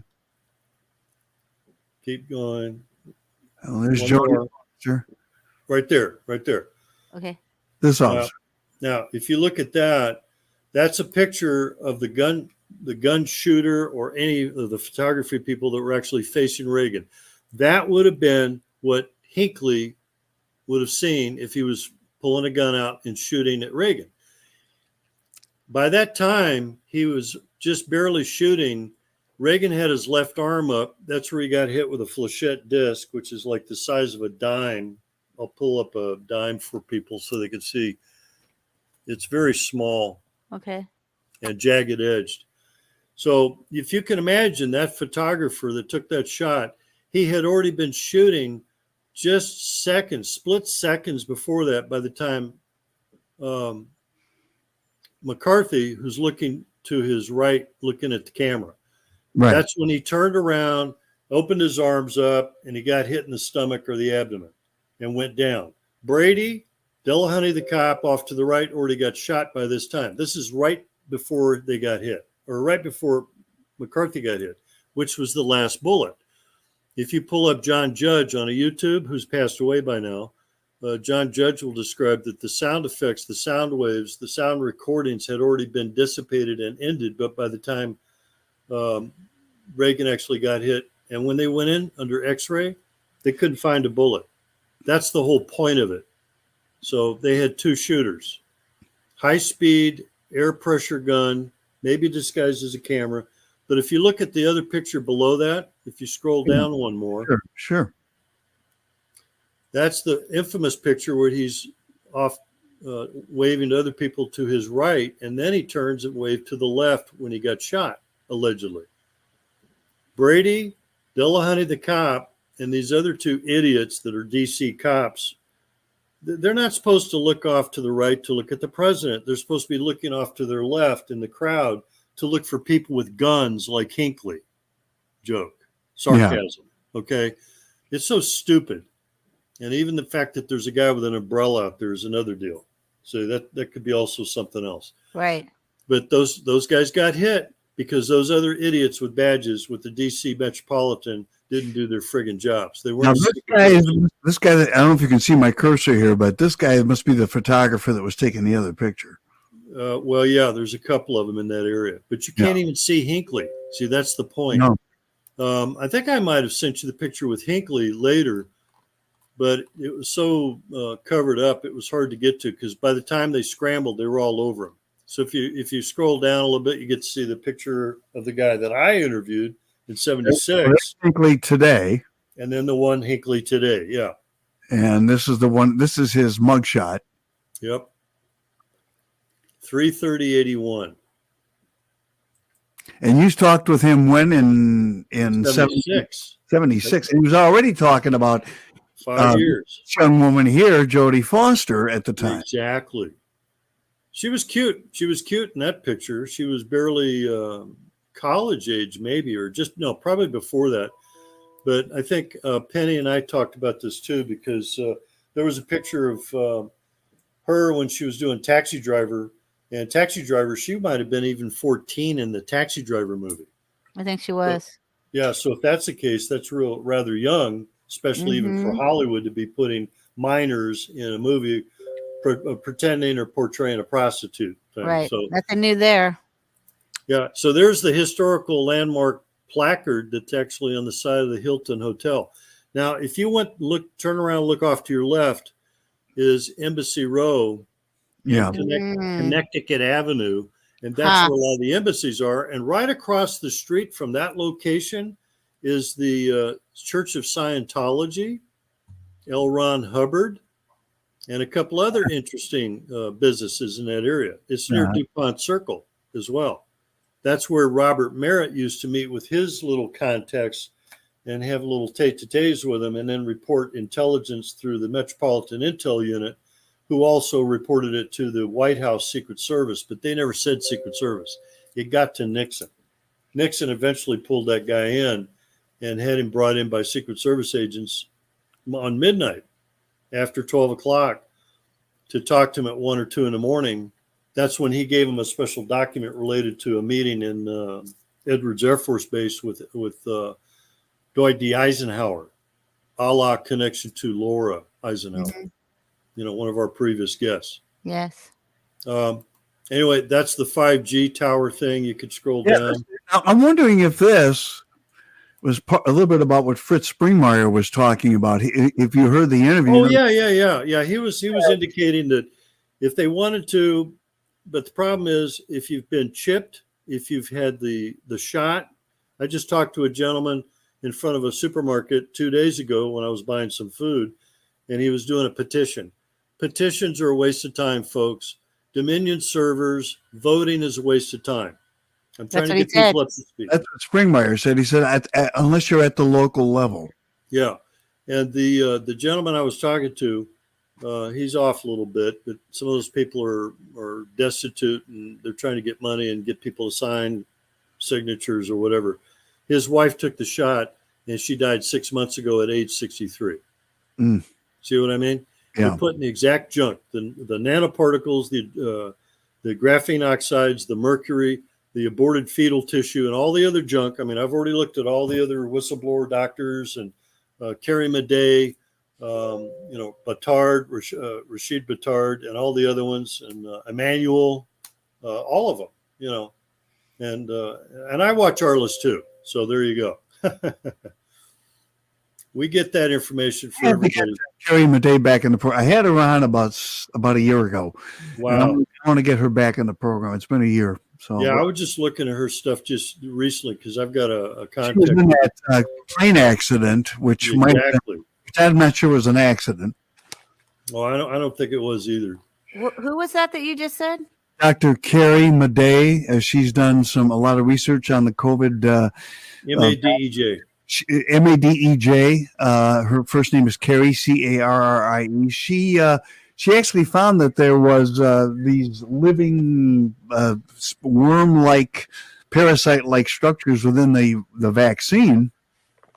And that's what this stuff is for, folks. It's against parasites. Everything in the world seems to go towards this one medication. And I was just getting a message just before the show. People are dying of sepsis at a very high rate in hospitals. Yes. So the natural thing for it is, and I keep thinking about these weird things, they pop up. Why don't they give you 10,000 international units of vitamin C, and that's what would get rid of it? Because doctors aren't going to give you that because they look up on their smartphone, the actual recommended thing is something else and some antibiotic or some pharmaceutical thing because they don't work for us. After the first year, they work for the pharmaceutical companies. That's how that goes. Anyway, I sent you something else which is interesting, which is kind of off subject, but it goes into connection with the plants and the intelligence of plants. You know how you might take a watermelon seed and you got it in your mouth? Yes. And I'll use that as an example. You can take any seed from a plant or a apple, fruit, or whatever. It's got saliva on it. If you take that and plant it after you've got your saliva, it has mixed your DNA with that seed.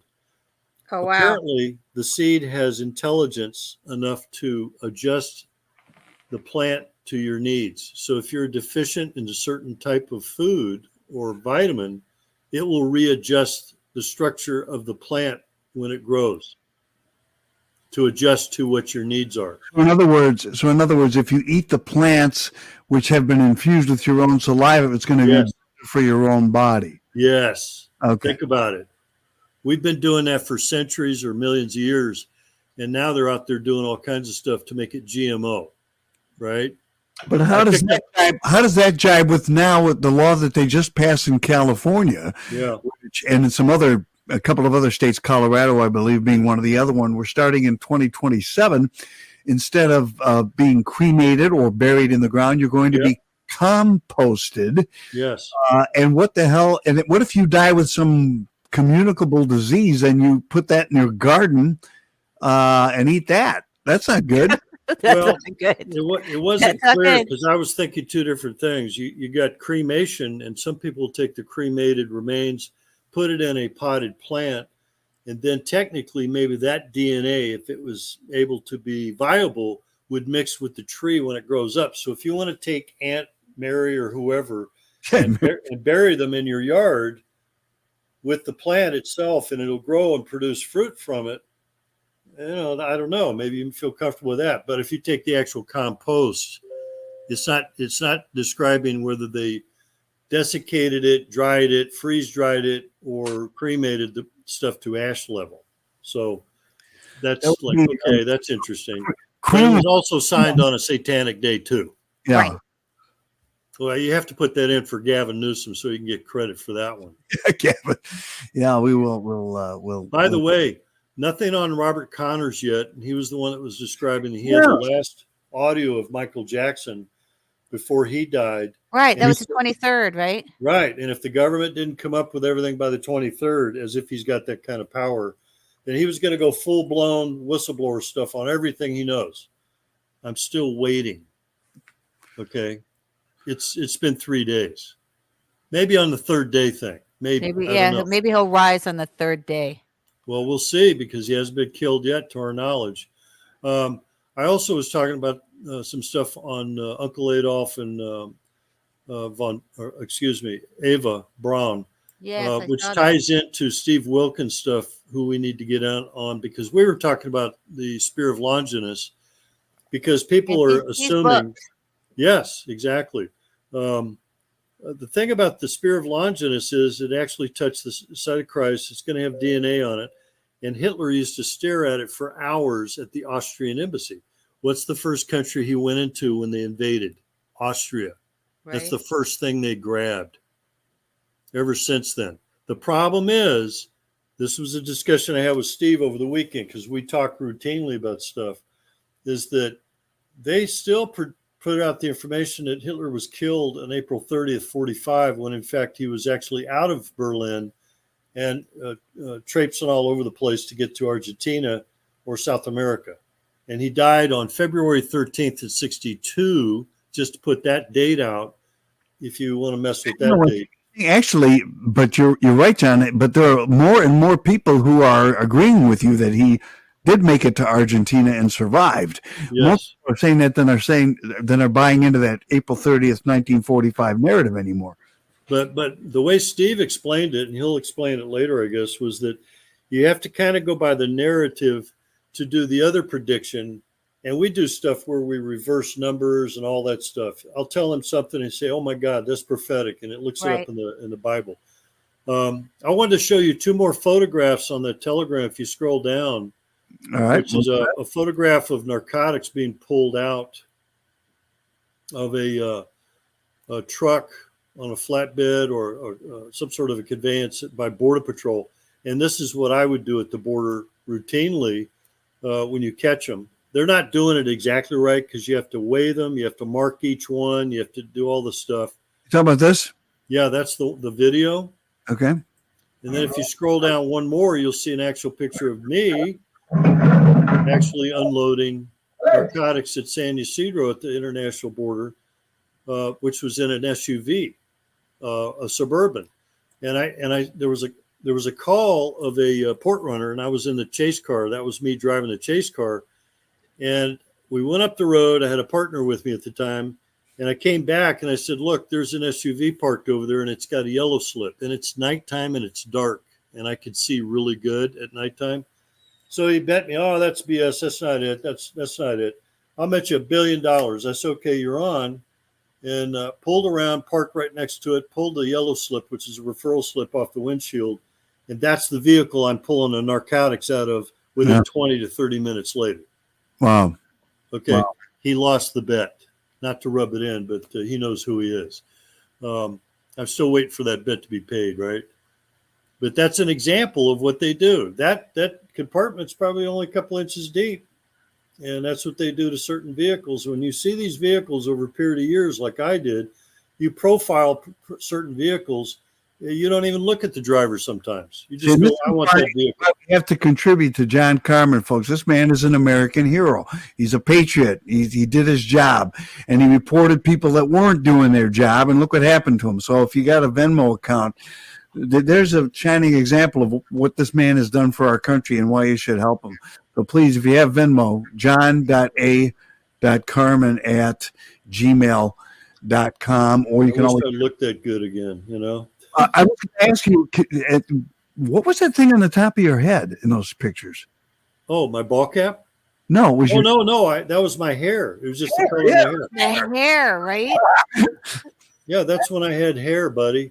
But, hey, I injured myself one time opening up an LTD, and I started cutting through the top, and then I went underneath because you couldn't sit straight up because I hit something because the compartment was on the roof. You're still a handsome looking guy. You're still a rugged guy. You can still do things. Please get this guy reactivated, folks. And in the meantime, help him. Okay. So Venmo, john.a.carmen@gmail.com, or Post Office Box 577, La Mesa, California, 919 888-866-8844. Coming up next, Dr. Brian Ardis. John, thank you for being with us today. We'll definitely talk to you again next week. Thanks for all the info. Appreciate Thank it. you. John Carmen here at the Dark Outpost. Again, please contribute john.a.carmen@gmail.com. We're going to take a quick break. When we come back, Penny will have some headlines, and then Dr. Brian Ardis will be with us. The Committee of 300 and much, much more is what he's been looking into. So let's make sure that we pay attention to what Dr. Ardis has to say, because he's important. We'll be right back on the Dark Outpost.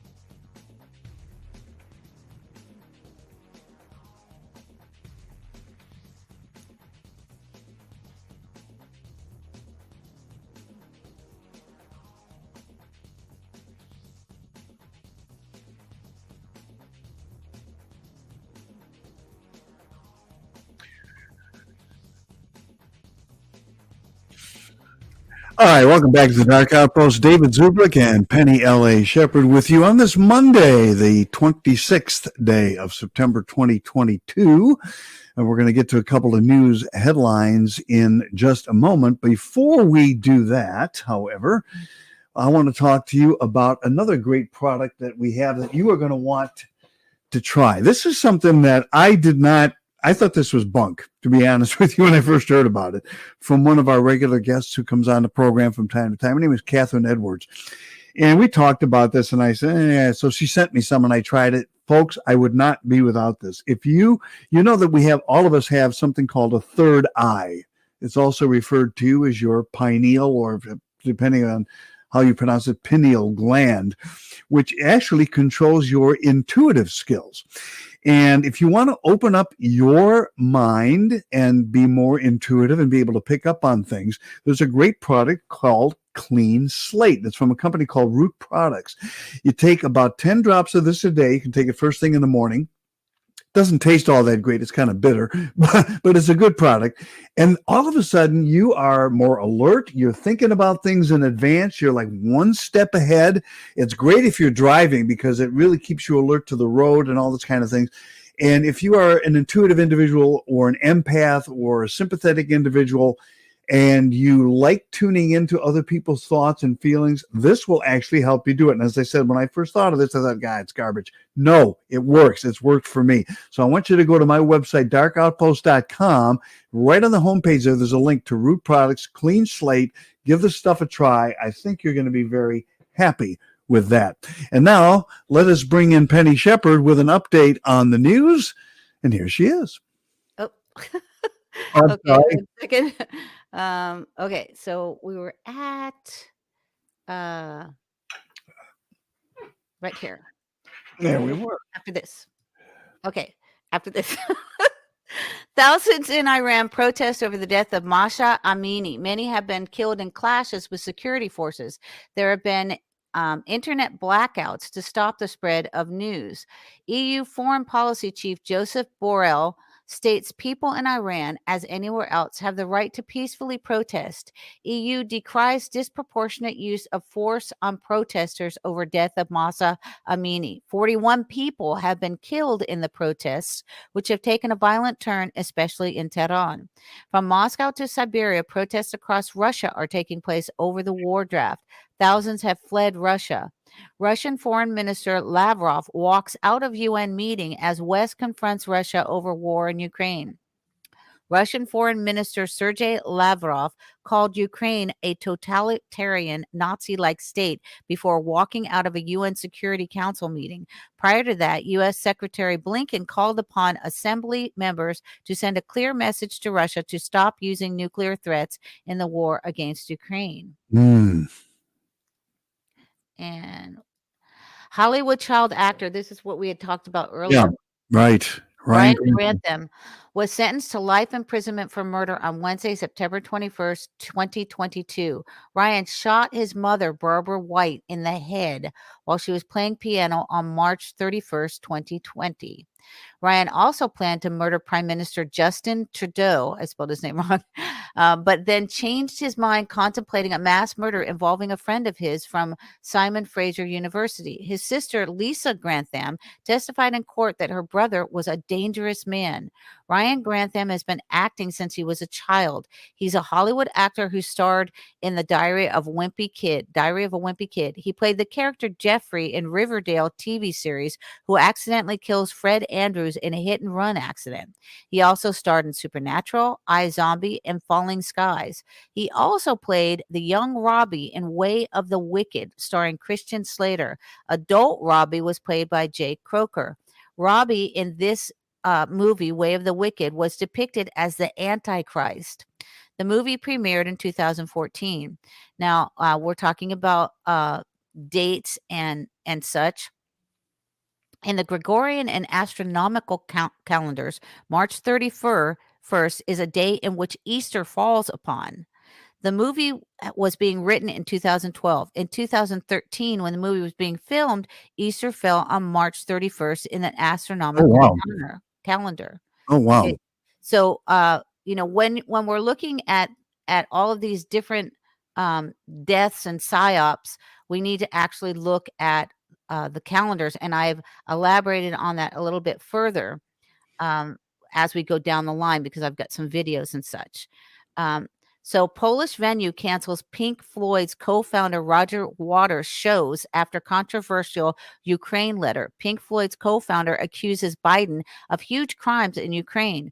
Roger Waters' planned concerts in April have been canceled amid a backlash to the musician's stance on Russia's invasion of Ukraine. In an open letter on his website in early September to Ukrainian First Lady Olena Zelensky, I've put Zelenska, he wrote that he opposed the West sending weapons to Ukraine to aid the embattled country in its war against invading Russia. He accused Zelensky of doubling back on his 2019 campaign promises and said, without offering proof, that the forces of extreme nationalism that had lurked malevolent in the shadows have since then ruled the Ukraine. He further accused these extreme nationalists of setting Ukraine on a path to war with Russia by crossing a number of red lines set out by the Kremlin. Okay, this is one that we played. And then this is the Telegraph. Protesters clash with police outside the Iranian embassy in London. And this is 52 seconds. All righty. And we're still waiting for Dr. Artis. Yes, I sent them the link. So okay. Protesters clash with police outside the Iranian embassy in London. More than 100 people were seen in the crowds, many waving Iranian flags.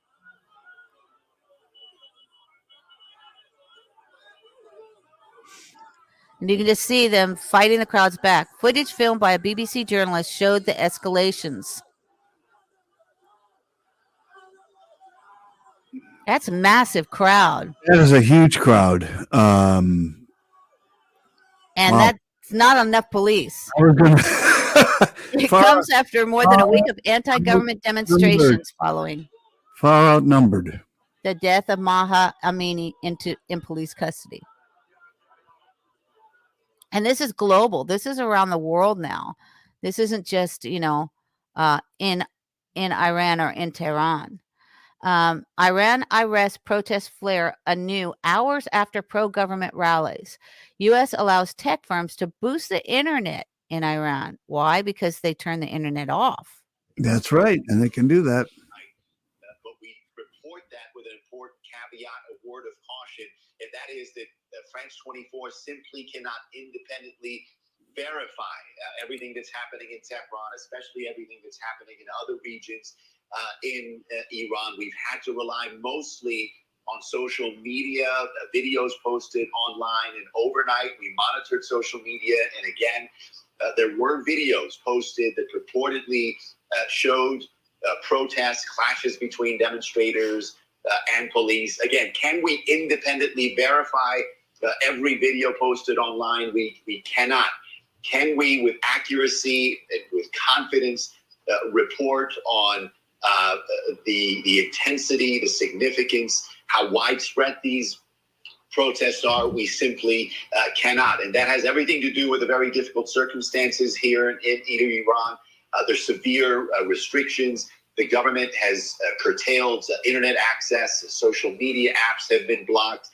There's a lack of access to regions around Iran. There's an absence of a credible and objective state media and a lack of credible sources. And on top of that, you have these two factions who want to push forth very different narratives.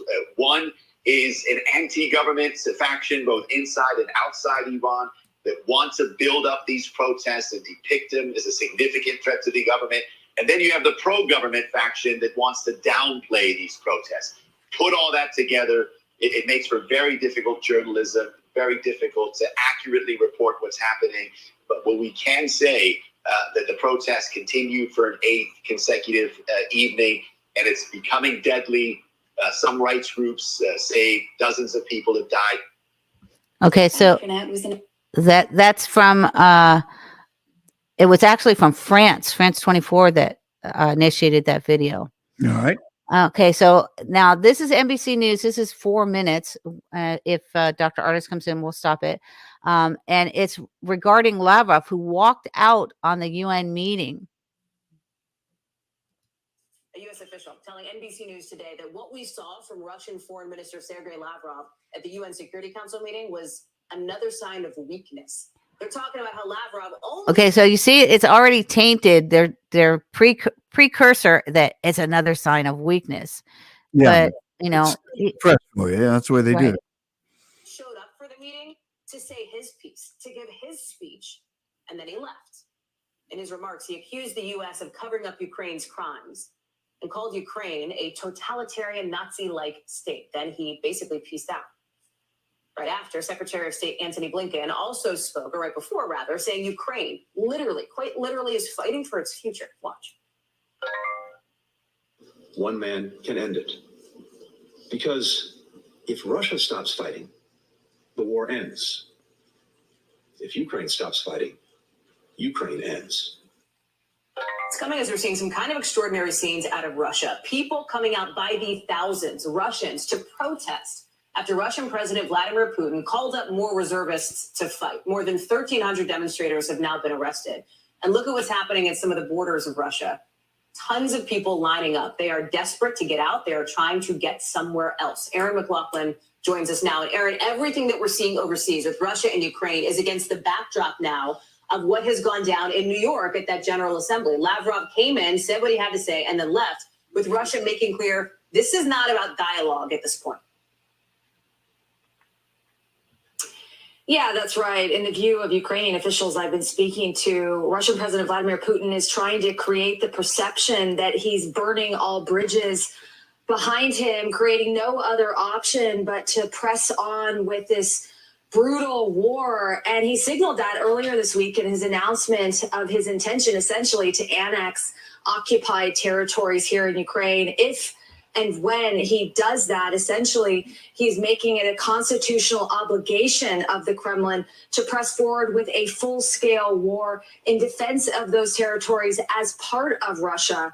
And Ukrainian officials I've been talking to say this is all part of the Kremlin posturing, trying to make it look as dangerous an option as possible for the West to continue its support for Ukraine, knowing full well that without Western support, Ukrainian forces would be in big trouble. Hallie.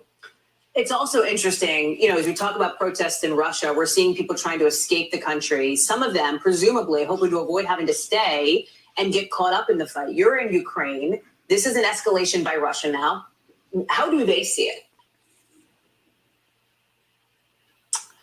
Well, I spent today with Ukrainian soldiers who were essentially patrolling this area of Ukraine not far from where I'm at now, Kharkiv. They took me inside of a Ukrainian church that had been converted by Russian forces into a field hospital and staging area, showing me this ransacked church, which essentially illustrated just how quickly Russian soldiers had to leave this area, leaving behind a whole treasure trove of equipment. I asked them about the additional 300,000 reservists that President Putin plans to call up and is now mobilizing.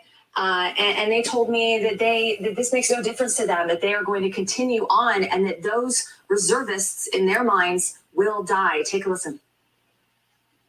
A lot of people without good preparing, without good equipment, it's just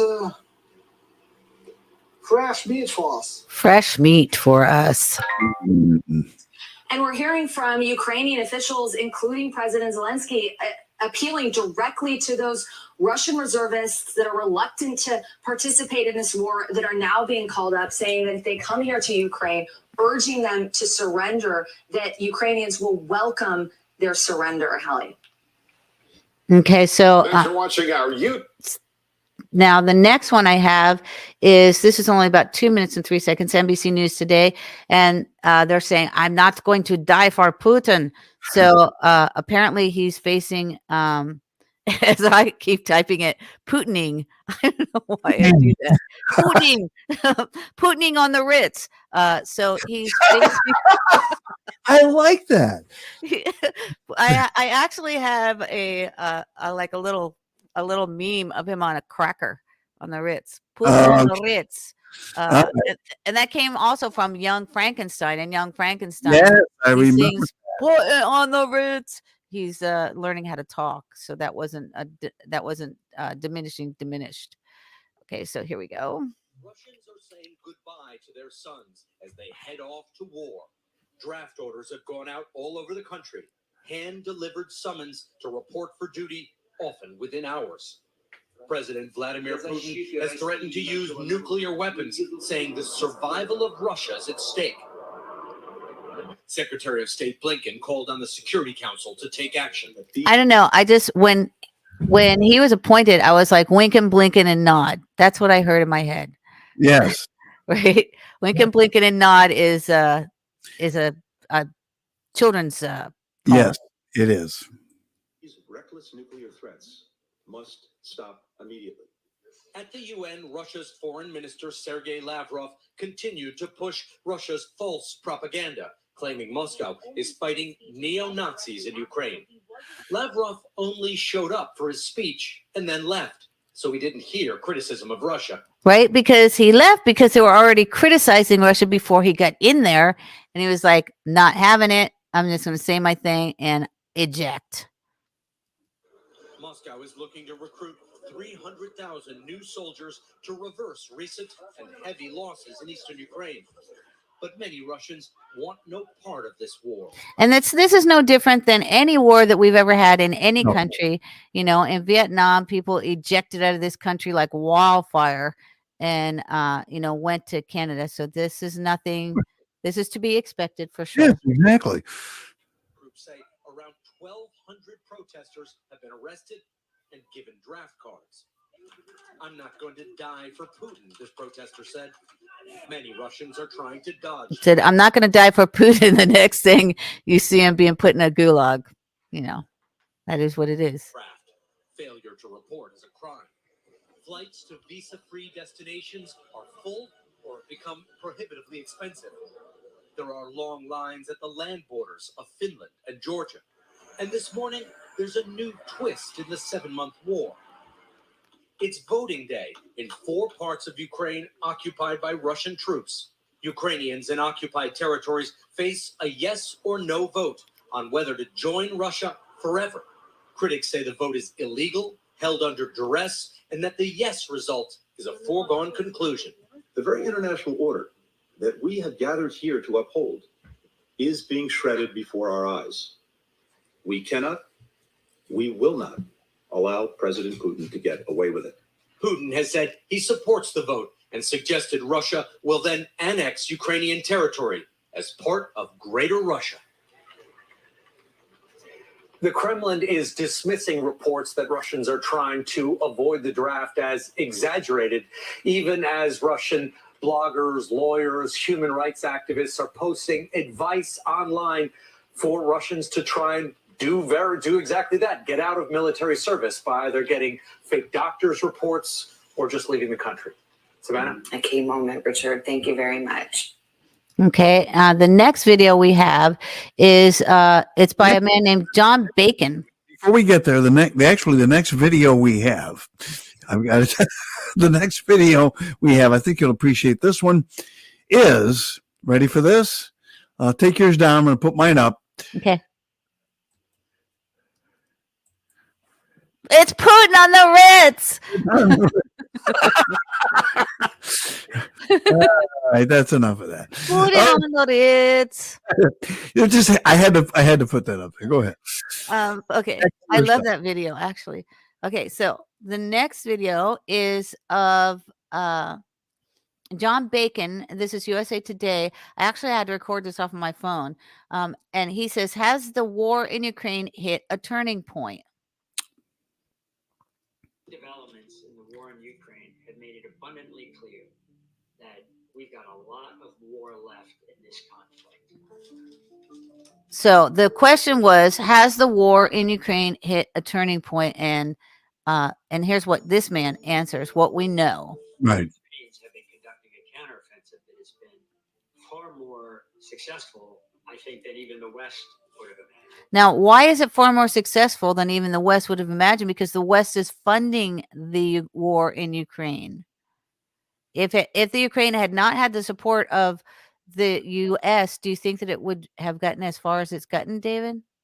You know what? That is a good question. I think it would have been stopped dead in its tracks. I really do. So basically, if Russia is angry with the West, it's because the West is actually delaying this war by providing the funds and weaponry to fight against Russia. Exactly. This is being propped up and kept going by even us here in the United States. Look, right. We started this whole thing. By the way, John Carmen, by the way, just want to throw this in there real quick. Has just reported that just tonight, Putin granted Edward Snowden citizenship. Wow. So he's now a citizen in Russia. Very nice. If he has any video on that. And then, well, I don't know if he has any video on that, but I'm going to look into it. And if I can find any video, I'll put it up. One other thing John did want to mention real quick is that there is a cloaking thing you can get for your cell phone. It's called, you go to DEAF, DEAF, as in you can't hear, deafprotection.com. It's a cloaking for cell phones, $120 per year if you mention John Carmen's name. It also has GPS cloaking as well as a separate charge. John said it's well worth it. It's a way to protect your cell phone. So go to DEAF, DEAF protection.com, mention John Carmen's name, and you get this deal for $120 per year. I promised him I would mention that. Okay. And I will look to see if there's any video about Putin and Russian citizenship while you're doing this. Okay. 1 second. All right, so let's continue. Let's resume this video. Developments in the war in Ukraine have made it abundantly clear that we've got a lot of war left in this conflict. So he's basically saying the war is not over by any means. Ukrainians have been conducting a counteroffensive that has been far more successful, I think, than even the West would have imagined. The problem in the early days of the war for Ukraine was they had a lot of people ready to fight, but very little weaponry. But in more recent weeks, the long-range rocket systems have arrived from the United States, tanks from Europe. They are starting to amass the weaponry that they needed. They've taken back thousands of miles of real estate, and they have battered the Russian military. President Putin of Russia announced a mobilization in his country that will add approximately 300,000 people to his military. It's the first move that Putin has made in this direction. And there is a feeling that there may be more. And we're already seeing people trying to get out of the country. We're actually seeing unrest. There were protests around the country. But the reality is that he's going to have a lot more people available in the next few months to go back in and make a little more noise in Ukraine. Is this a turning point in the war? That is the million-dollar question. It looked like it would drag on forever, but there was ultimately no way to stop the Russian war machine. That's no longer the case. This war has become a toss-up. It also means this war is going to drag on and that a lot of people are going to die before it gets settled. Okay. Now, the next story that we have is about Ryan Grantham. And here's a scene from him. He was an actor, and he looks just very innocent. You could think this was in 2010. So in 2020, 10 years later, this kid shoots his mom in the head while she's playing piano. What happened to Ryan Grantham? This is a scene from Diary of a Wimpy Kid. All right.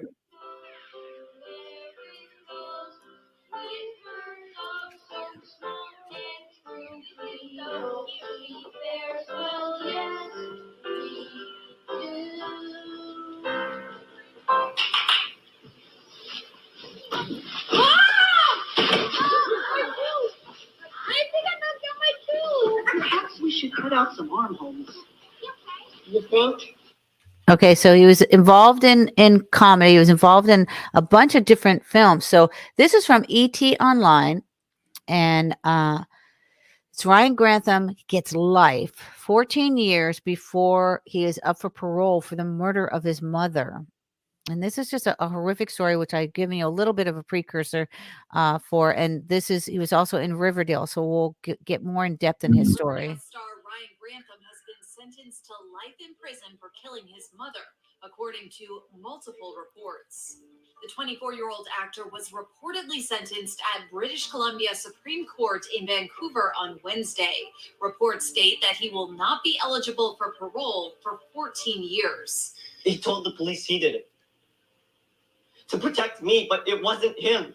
Grantham started acting when he was 6 years old. 6. His last gig, an appearance on Riverdale. I'm so sorry. He's also recognized for his role in the 2010 family comedy Diary of a Wimpy Kid.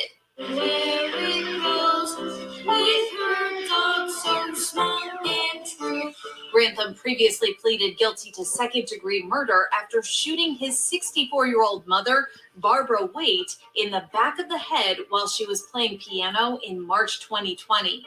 New details surfaced during a hearing in June when prosecutors claimed the actor confessed to the crime on video, which was shown in court. Prosecutors also accused Grantham of plotting to kill Canadian Prime Minister Justin Trudeau, alleging that he packed his car with 3 guns, ammunition, 12 Molotov cocktails, camping supplies, and a map with directions to Rideau Cottage in Ottawa, where the politician lives. Prosecutors claimed Grantham started the 50-hour drive to Ottawa with the intention of killing Trudeau, but changed his mind and turned around, alleging that he contemplated committing an act of violence at Simon Fraser University, where he had been a student. According to the BBC, Grantham ultimately decided to drive to a Vancouver police station where he allegedly confessed to an officer, quote, I killed my mother. He's extremely remorseful for his actions, and he's doing everything he possibly can to make amends for them. Law enforcement officials in Vancouver explained to Deadline that Grantham has been in custody since 2020, with sources adding that he's been participating in mental health programs since his arrest. During the third and final day of his June hearing, Grantham reportedly said, quote, "It hurts me to think about how badly I've wasted my life. In the face of something so horrible, saying sorry seems so pointless. But from every fiber of my being, I am sorry." Okay. So apparently, Dr.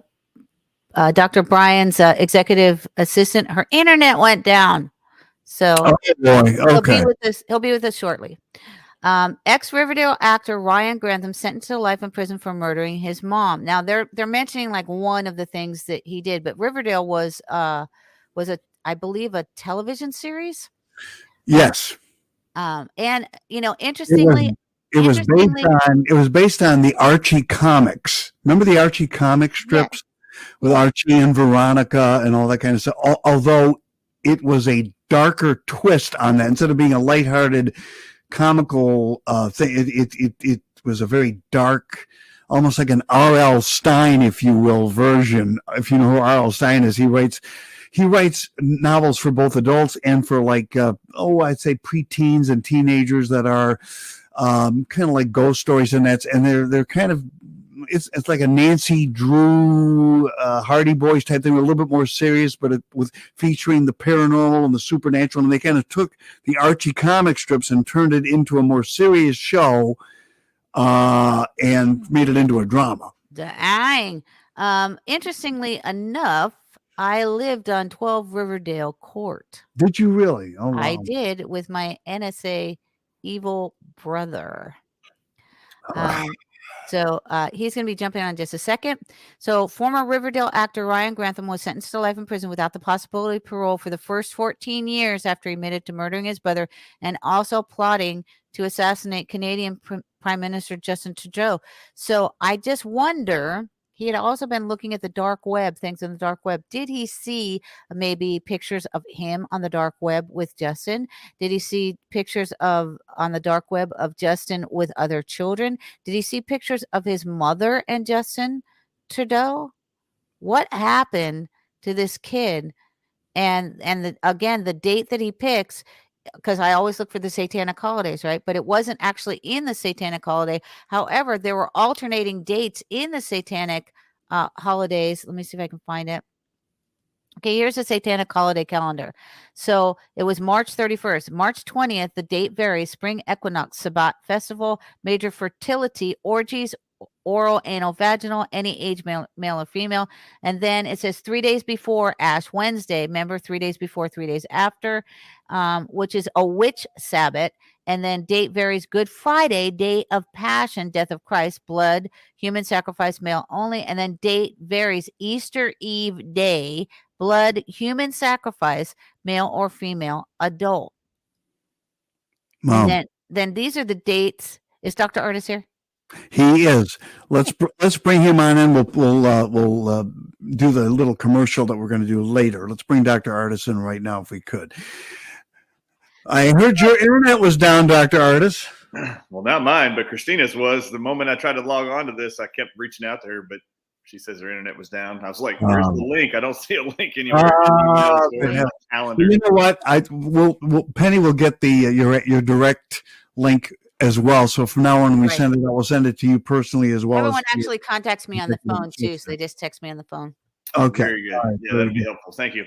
That doesn't happen very often, but I guess her internet was down and she couldn't see my text or my responses to her looking for a link. I was like, "Where's my link? I don't have one." Anyway, it's great to see you guys. How are you? Yes. So you were telling us on the last time that we had you on, which was compelling. I was like, "Don't let him leave." About Mormonism and about the house in which you found out that that it was John Smith, the head of Mormonism, Joseph Smith. His actual wife pushed his mistress down the stairs and she lost her baby.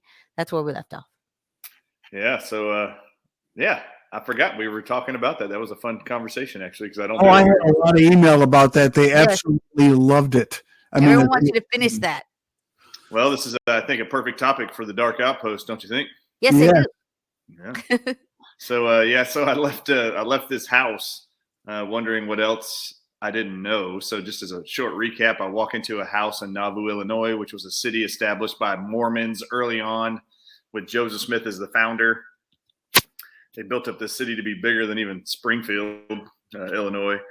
And politicians actually saw it as a threat. Anyway, the Mormon church has actually bought up most of that area. After Joseph Smith died, Brigham Young took all the Mormons west with him and settled Utah, Idaho, Arizona, and all of it. Well, I went there in 2009 as I walk into one of the houses that Joseph Smith had owned. He had a little cabin with him and his wife, and then what was called the Mansion House. The Mansion House was more like a hotel.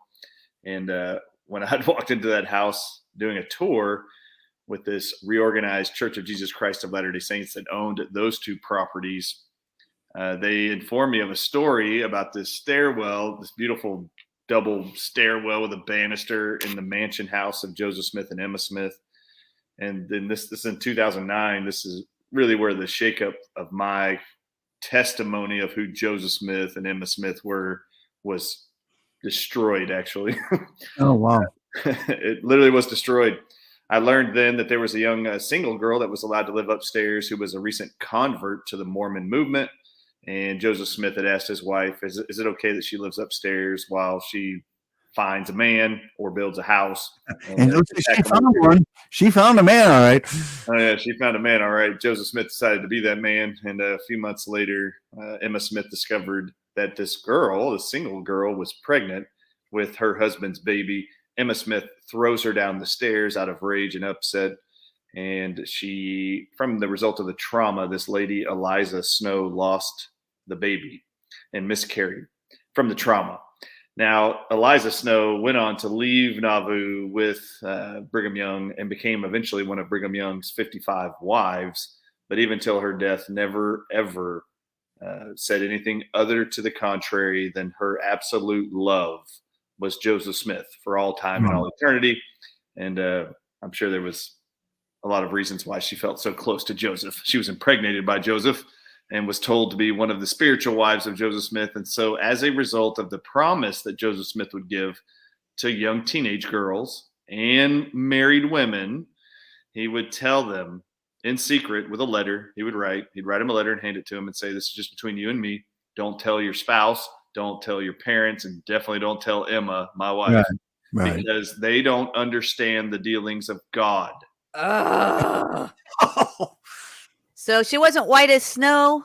Right. Wasn't white as snow. So Joseph Smith used this type of ridiculousness to lure girls in with the promise that God had revealed to Joseph that he is to secretly marry that teenager or 12-year-old girl or woman that's already married, have a secret spiritual wedding to be married to these individuals so their spirits are sealed together for time and all eternity.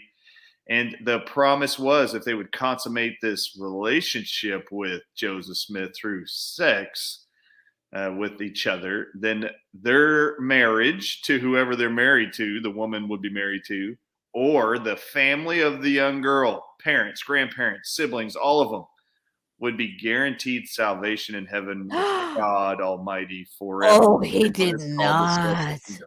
So that was the promise, that if they would just keep the secret and just have sex with me and marry me secretly, we're going to the whole family will be saved. You have nothing to worry about. Your salvation is sure, is the term he would use. Your salvation is sure. So anyway, this is they call this your college. Oh my God, So Joseph either has some really powerful semen, that is salvation. Forget the blood of Christ. You just need Joseph Smith. Oh God. So this is what I learned. So I learned here, and I wanted to know anything else I maybe have not heard growing up in the Mormon church. Right. A multi-generational Mormon had never, ever heard that Joseph Smith had sex with anybody but his wife, Emma Smith. I never even conceived, or it was never disclosed to us in any way or fashion that Brigham Young wasn't the first to have multiple wives. We all thought it was him that was the first one with 55 wives. And Joseph Smith only had Emma that he was true to. Well, imagine my shock to find out that in Nauvoo, Illinois, where Joseph Smith was living when he was murdered, this total action of Emma Smith throwing Eliza Snow down the stairs, finding out she's pregnant with Joseph's baby, this one episode or event unraveled and pulled back a veil that very quickly Emma Smith learned that not only was Eliza Snow having sex with her husband, Joseph Smith Jr., there was 39 other women and teenagers in the city having secret marriages to Joseph Smith behind. How did he, if I may ask, how did he die? He was actually thrown in jail. So this is what happens. He has his second counselor, which was Joseph Smith was the mayor and the prophet and the president of the Mormon church. Nice. And the mayor of the city of Nauvoo. So he was the leader. Nice. And he was the militia leader for the Mormon militia. He created his own little army, and he was the leader. And he really idolized, supposedly, George Washington, and like dressing up like George Washington was going to, lead a rebellion against the United States of America and the whole world and create this new Mormon utopia he called Zion. So this is who Joseph Smith was. Joseph Smith had a first and second counselor under him. So you can picture like two vice presidents. And the second vice president was married. And at the same time, Emma Smith is telling one of her close friends that my husband, I just found out, got a woman pregnant in my house, Eliza Snow. Yeah. The moment she learned this lady says, well, your husband approached me also for soliciting sex and promising me that me and my husband will be able to have eternal glory in heaven with God if I will just marry him in secret and not tell my husband and you, Emma, about this arrangement. And then this lady discloses to Emma that there's these other 39 women that Joseph Smith is currently having an affair with and calling it celestial marriage, spiritual marriage to these people. And just so you know, Penny, what was amazing was if he approached a woman to have sex with her and have this spiritual marriage arrangement, if the woman went behind Joseph Smith and told her husband what Joseph Smith said, that man would get angry and come actually charging at Joseph Smith over and over and over, would get upset with him. You know what Joseph Smith would do? He actually would tell them that you don't understand the ways of God, and God has now called you, mister. God has now called you, mister, to repent. And to allow your wife to have sex with me. Now go serve God and do a mission for the Mormon church to bring converts to the church. We're now going to ship you to England, or we're going to ship you to Canada or to Hawaii. This is not a joke. We're going to ship you to other countries or states away from here to serve God. And for 3 years, he would do that. He would send them off on missions for 3 years and say, this is what God wants you to do. Then guess who he had full access to while the men were gone? Right. Oh, my God. He would console the women in private, convince them that their marriages to their husbands will be saved if you'll just sleep with me and marry me secretly in this spiritual marriage. Anyway, this is how he got away with it for years. Well, the woman of the second vice president goes and tells Emma Smith, Joseph Smith, the leader, his wife, that this is what's happening and how he approached her. This is not a joke. Emma Smith then immediately demands of Joseph Smith when he gets home that night to their cabin. She demands a divorce. And that night, Joseph Smith says, we're not going to get a divorce. I will be right back. No, this is what Emma said. Emma said, if we're not going to get a divorce by the time you leave this cabin, just so you know, if you can have multiple sex partners, I can have multiple sex partners. There we go. Not a joke. Well, if you're not going to divorce me and you can go out and have sex with whoever you want, I can have sex with whoever I want. And Joseph Smith says, no, that will not be the arrangement. I'm going to leave here and walk down the street to what was called the Bishop's Storehouse. And I'm going to go upstairs and I'm going to pray. And then God will reveal to you and to me what it is we need to know and what we need to do. So Emma's fuming, sitting at her cabin all night long, wrestling with wanting to divorce this man. Or kill him. or go find another man, right? Right. Joseph Smith comes back to the house in the morning with a book, like a whole written out revelation, a scroll of sorts of what God revealed to him that he needed to give to Emma. Now, this becomes what's called Doctrine and Covenants, section 132 in the Mormon scriptures. And this is the first time ever where God supposedly reveals to Joseph Smith that the real dealings in heaven are that men that God chooses are to have multiple spiritual wives.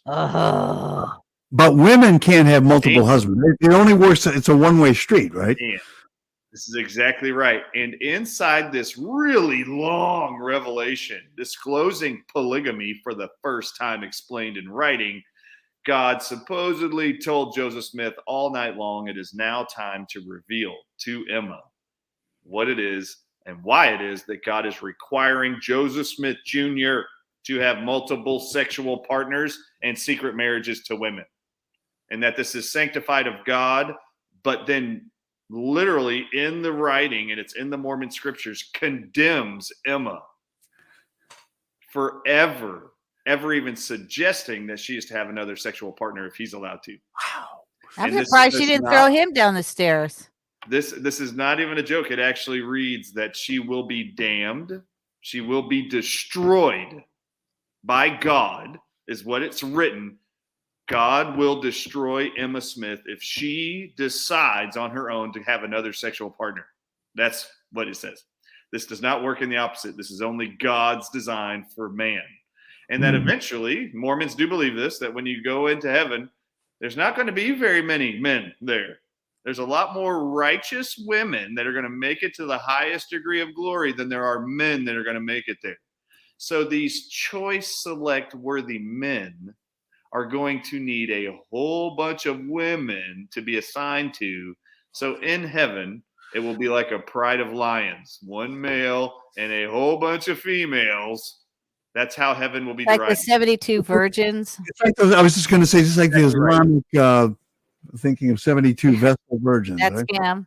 Exactly right. Yep. So there's going to be polygamy in heaven is how it's going to be designed, because the excuse is not very many men are going to be able to be that choice to be able to be there. And all the women are going to be so righteous. There's going to be so many of them up there. They have no one to take care of them. So the women will be assigned to a man.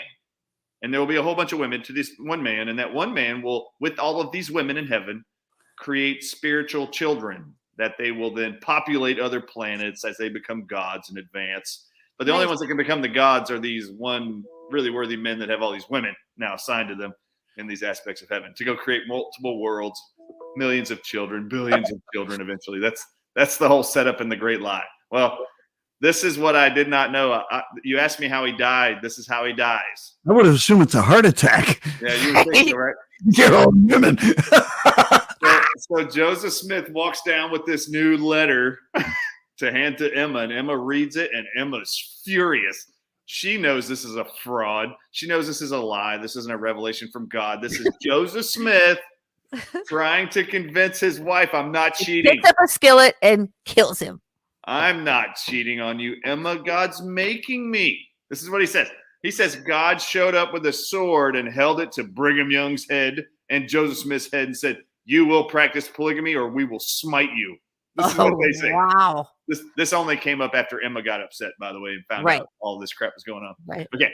So you know man's behavior when he's busted for cheating. I mean, watch Dateline or watch 60 Minutes. You'll see they come up with all kinds of clever lies to try to get out of it. Right?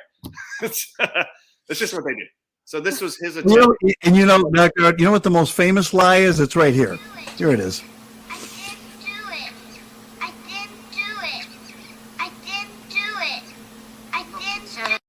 I didn't do it. Wasn't me. I didn't do it. Well, Joseph Smith actually wrote up a whole revelation explaining why it was Emma couldn't know the truth of God's dealings, allowing men to have sex in private with other women who were married to other men, and why it was okay not to tell those men, and why it was okay to tell children, 12 years old, 13 years old, don't tell your parents that you and I are going to have sex together and get married in secret. So he's a pedophile. Yeah, he was absolutely a pedophile for sure. So this was where the downfall started for Emma and Joseph. So Emma still demands a divorce from Joseph Smith after reading this revelation. Well, Joseph Smith knows he better handle things in a hurry because his vice president's wife has told Emma the truth, and now they have blasted out to the neighbors. The women are going neighbor to neighbor trying to find out the truth. Emma wants to know. Well, Joseph Smith is like, there's a problem here.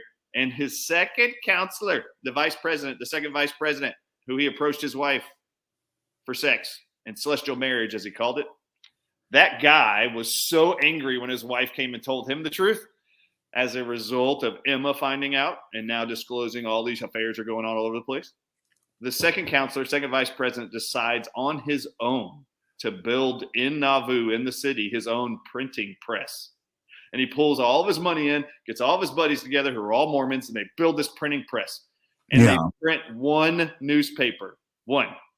And it is called Nauvoo Expositor.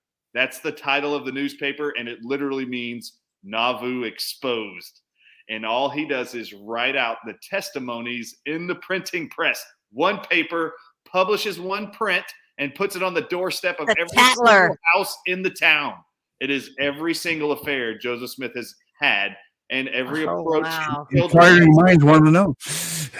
And this is what happens. Joseph Smith is the mayor of Nauvoo, Illinois. When he finds out the whole city now is now reading that morning all of his affairs and all the testimonies of the girls and the women and the men who are furious, he actually takes action and brings in the city council. The city council is made up of his 12 apostles that lead the Mormon church. Okay. That's him as the mayor, and the 12 city councilmen are his apostles, the leaders of the Mormon church. He calls and declares martial law on the printing press. And he physically goes and burns down the printing press. Now, as a result, his second vice president goes to the capital of Illinois and actually files treasonous charges against Joseph Smith for burning down his printing press. Right. I would too. And he gets arrested and thrown in jail in a city just south of there, Nauvoo, Illinois, called Carthage, Illinois. He's thrown in prison for burning down the printing press that was only created by his vice president to expose all of his sexual peccadillos, dalliances. Yeah. And so he's in there, and then all of a sudden, while in there with him and his brother, they're both in there because they both destroyed the printing press. Him and his brother Hiram Smith are inside the second story of a little bitty jail that I've been in, and a whole mob broke into the jail with all their faces painted black, broke into the jail and murdered him and his brother. Holy crap. With guns, shot them. Joseph Smith supposedly leapt through the window, and as he jumped through the window, rifles outside aiming up and rifles inside the building aiming out were all shooting him, killing him as he landed on the ground, and they continued to kill him. That's how Joseph Smith died. And the whole thing, just so y'all know, the way I just told the story is actually the story. But that is not the story. I believe you. That is not the story that the Mormon church tells its followers, nor the story they told me. What does it tell their followers? How do they say he died? Oh, they say he died this way. They say he died by the hands of a mob inside of the jail. Because of his beliefs. But they always say that Joseph Smith, one time after another, which he was jailed many, many times and arrested and in court many, many times for lots of reasons and felony charges. This is why they moved from state to state to state to state, but that's not what we were told. We were told that Satan was fighting against the kingdom of God rolling forward, and Satan always imprisons and punishes his prophets. And Satan was constantly getting in the way of progress, unfolding and allowing Joseph Smith to bring the fullness of the everlasting gospel of Jesus Christ to the masses. So everywhere he went, problem followed, and Satan would show up and kill him. The truth was, for example, I was told, if you want to learn more about the Mormon church, read the book Mormon Enigma. If you want to know about the history of the Mormon church, this is Emma Smith's biography. You should read it. Then you'll realize who Joseph Smith really was. Joseph Smith and Emma Smith had a set of twins that they were raising. And in the middle of the night in Kirkland, Ohio, not even Nauvoo, before they moved to Nauvoo, Illinois, they were in a place called Kirkland, Ohio. While they lived in Kirkland, Ohio, two things occur. Emma Smith, unbeknownst to me, finds out, walks upon the barn in the back of the house. She walks over there and looking through the wood beams of the walls of the barn, sees her husband, Joseph Smith, having sex with a 16-year-old housekeeper.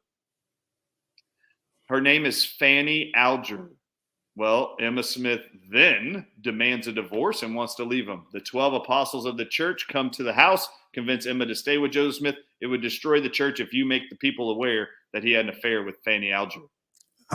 So Fanny Alger instead, Joseph Smith makes a mockery of her and tells to all the congregation there in Kirkland, Ohio, that she's a liar and she's been kicked out and excommunicated from the church.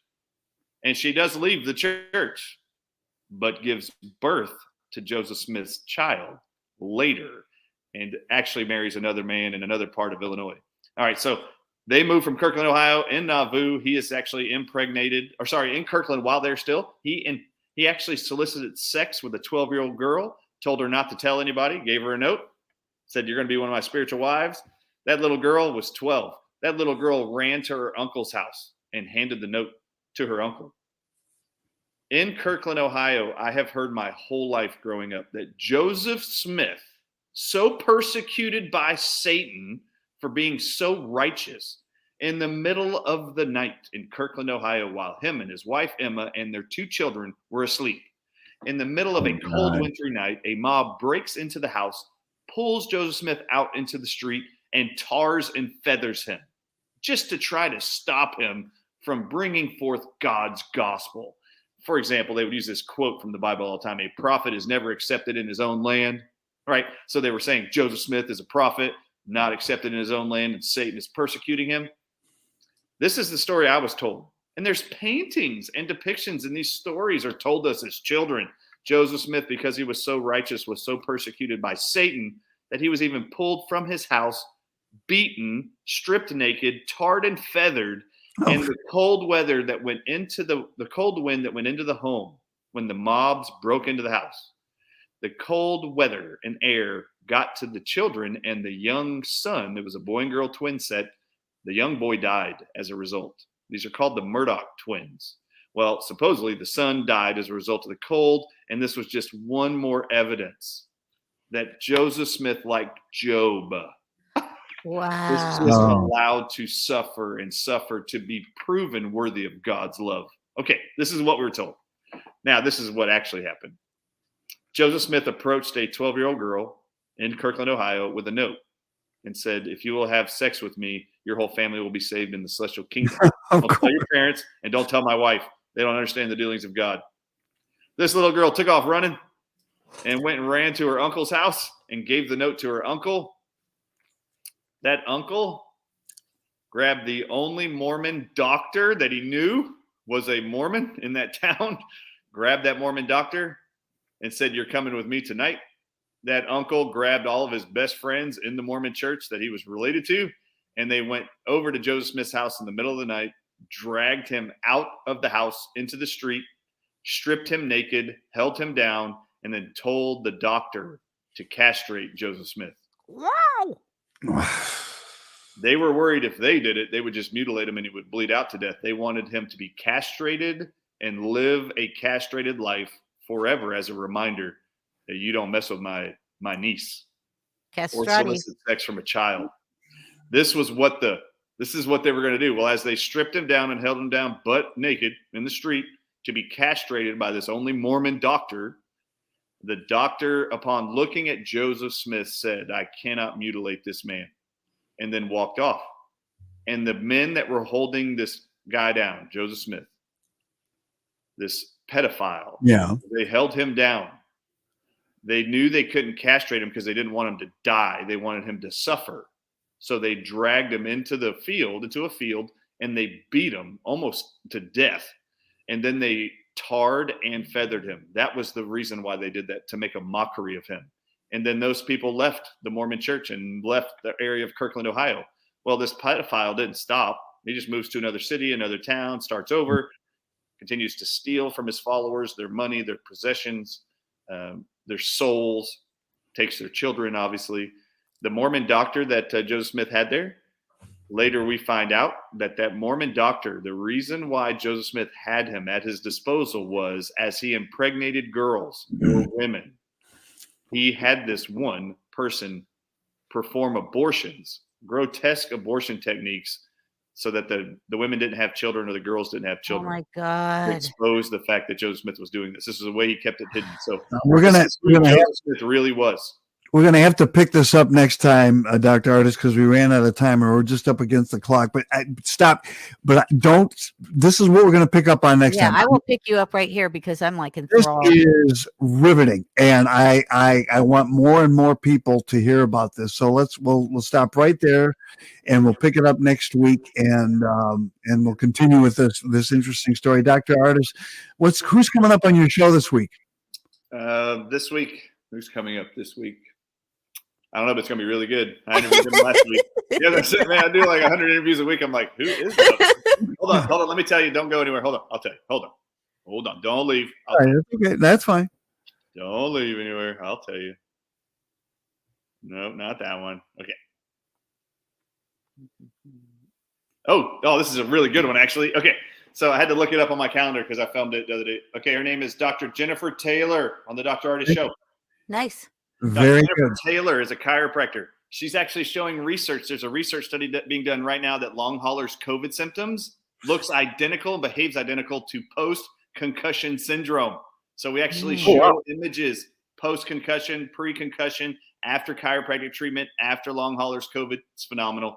And how this one chiropractic technique is helping to alleviate long haulers' COVID symptoms from water retention on the brain, exactly like concussion syndrome is. You'll learn all about that. It's pretty phenomenal. Dr. Jennifer Taylor. It was awesome, actually. All right. And that's 10 a.m. Eastern time on Brighteon. So we'll make sure that we check that out. Wednesday morning. And we'll pick up the Mormon story next week. Thanks, Dr. Artis, for being with us. Thank you. Dr. Brian Artis here on the Dark Outpost, and please check out his program on Brighteon. We're going to take a quick break. When we come back, we have Joshua Reed joining us. And before we do that, just a reminder of who's responsible for all of the problems that we're having right now, and especially our Joseph Smith, and that would be... Could it be Satan? Satan! All right, let's take a quick break, and we'll be right back with Joshua Reed. And this is going to be good, too. Stick around.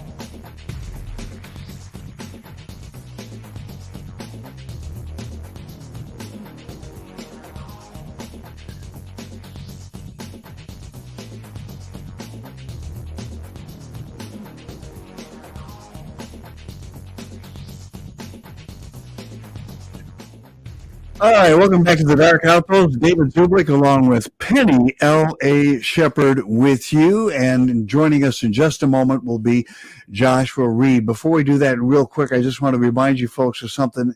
There is a food shortage, and you've noticed it already when you go to the grocery store. That's why instead of paying $100 a week for groceries, some of you are paying $300 a week for your family. Well, you don't have to suffer like that. You can get delicious, nutritious, storable food which will stay good for up to 25 years, delivered right to your door from a great company called My Patriot Supply. They sell delicious, nutritious food. They are America's #1 preparedness company with over 3 million satisfied customers right here in the United States of America alone. If you go to preparewithdavid.com today, that's preparewithdavid.com today, you are going to save $50 on a 4-week supply of food. That's 2,000 healthy calories a day, breakfast, lunches, dinners, drinks, and desserts. So head on over there right now, preparewithdavid.com, and be prepared for the coming food shortage. I think Penny has some quick headlines, and then we're going to bring on Joshua Reed. Penny? Actually, I was just going to give you a little tip on who Joshua Reed Well, is. That's even better. Tell us who. So Joshua Reed, actually, he hosted Megan and I at one point. He is the founder of Red Pill Project, and then he also has a show, Daily Dose, which he says is the most important hour of your day. He creates documentaries, new and live and media live streams to wake people up. He's a fantastic individual, and I'd like to actually bring him in now. I'm going to do that right now. Well, let's welcome to the Dark Outpost for the very first time, Joshua Reed. And Joshua, welcome into the program. Let's eliminate this there and bring in, there he is, Joshua Reed. All right, Penny, David, thank you for having me. Much appreciated. Thank you for coming on. So tell us a little bit about your background, because although Penny, as a matter of fact, Penny, why don't you introduce him? Let's take the screen down. I keep taking it down. We're having a screen war. I'll take it down. We do this all the time, Josh. It's like a thing we do. That's all right. We just have fun. Anyway, since you know him, Penny, tell us a little bit about him. Well, actually, Josh, I'm going to let you talk about how did you get into this business, first of all, and how long have you been in this business of revealing the false narrative that we've all been fed? Well, you know, for me, it happened very early on in my life, back in the 1990s. I was a weird, awkward kid, and I turned to drugs really early on. So I started doing a lot of psychotropic drugs when I was very young. And my first book, which I'm writing now, is called Transcending the State, What I Learned from 150 plus LSD trips before the age of 18. Oh, wow. Dang! That is a lot of LSD trips. 150 was just a number we picked. It exceeds that far beyond anything. But where were you born, Josh? Western New York, so Rochester area. Okay. Yeah.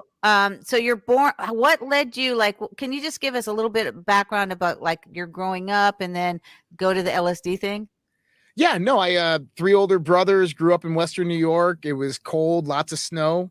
Didn't have very many friends in a small town of less than 1,500 people, farm fields and lots of stars at night, lots of time to think.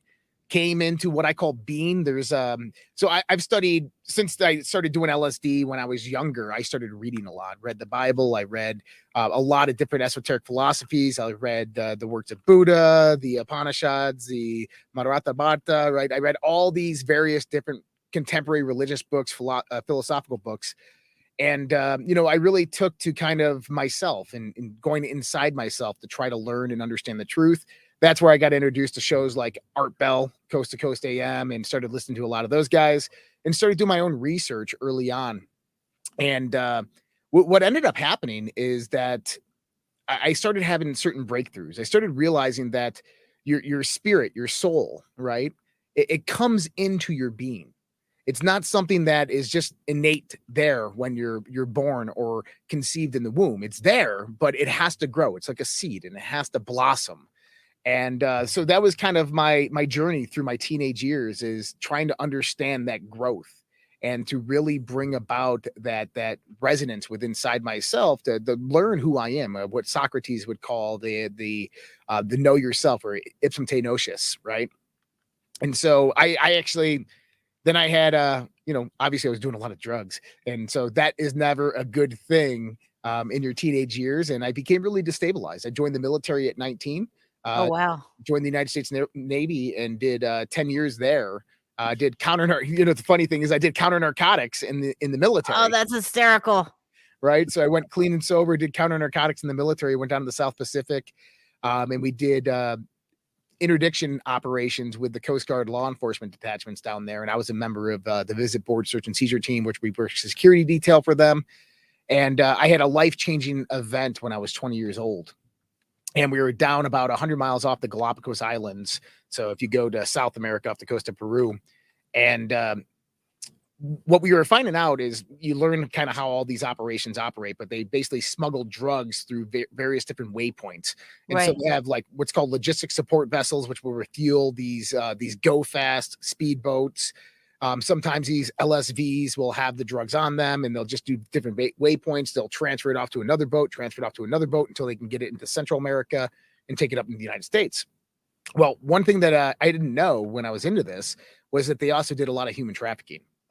And there was this happened a few times, but this was the first moment. It was we came upon a radar contact out there, and we started heading towards it, and it was about a 30-foot barge, so opened roof barge, so there's no roof at anything. It's just a big metal floating object close to the equator, about 120 degrees on the surface, 140 degrees in the air, and there is about probably 30 to 50 children ages 5 to 15 on that barge. As you can imagine, some of them, they've been out there for about 2 weeks, no food, no water. Some of them had already, gone. And it was one of the most horrendous scenes I've ever seen in my life. And it really got me thinking about what's really happening in the world. And you learn from this because we worked with various drug enforcement agency officers, Central Intelligence Agency officers that were coming in to help us process all these children. That what happens here is that their parents are basically approached by these fishermen, and these fishermen are trying to earn extra money. And they say, hey, look, we can take your children to the United States of America. We have host parents there that'll take your children in. And the parents fall for this. They save up about $250.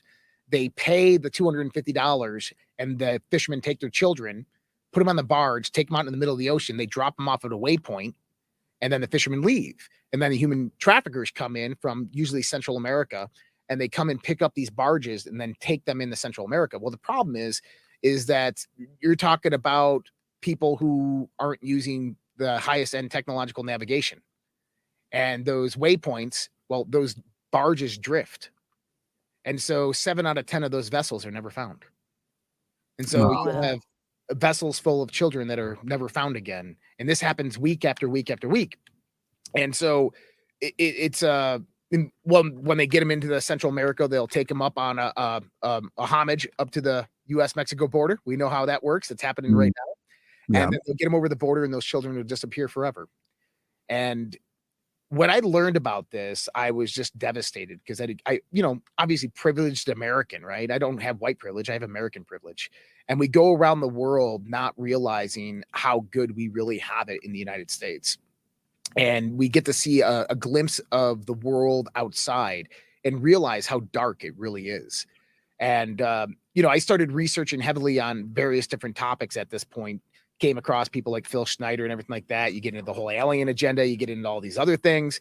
But really what happened to me is I just started researching as much as possible. How can I help humanity? How can I give back to humanity? How can I lead people to the truth? And one thing I've always been good at is an orator. I've always been a good storyteller. I've always been able to help people understand even the most complex. I got a degree in physics. I have, I was classically trained in electrical engineering in the United States Navy. I understand very, very high level concepts and things.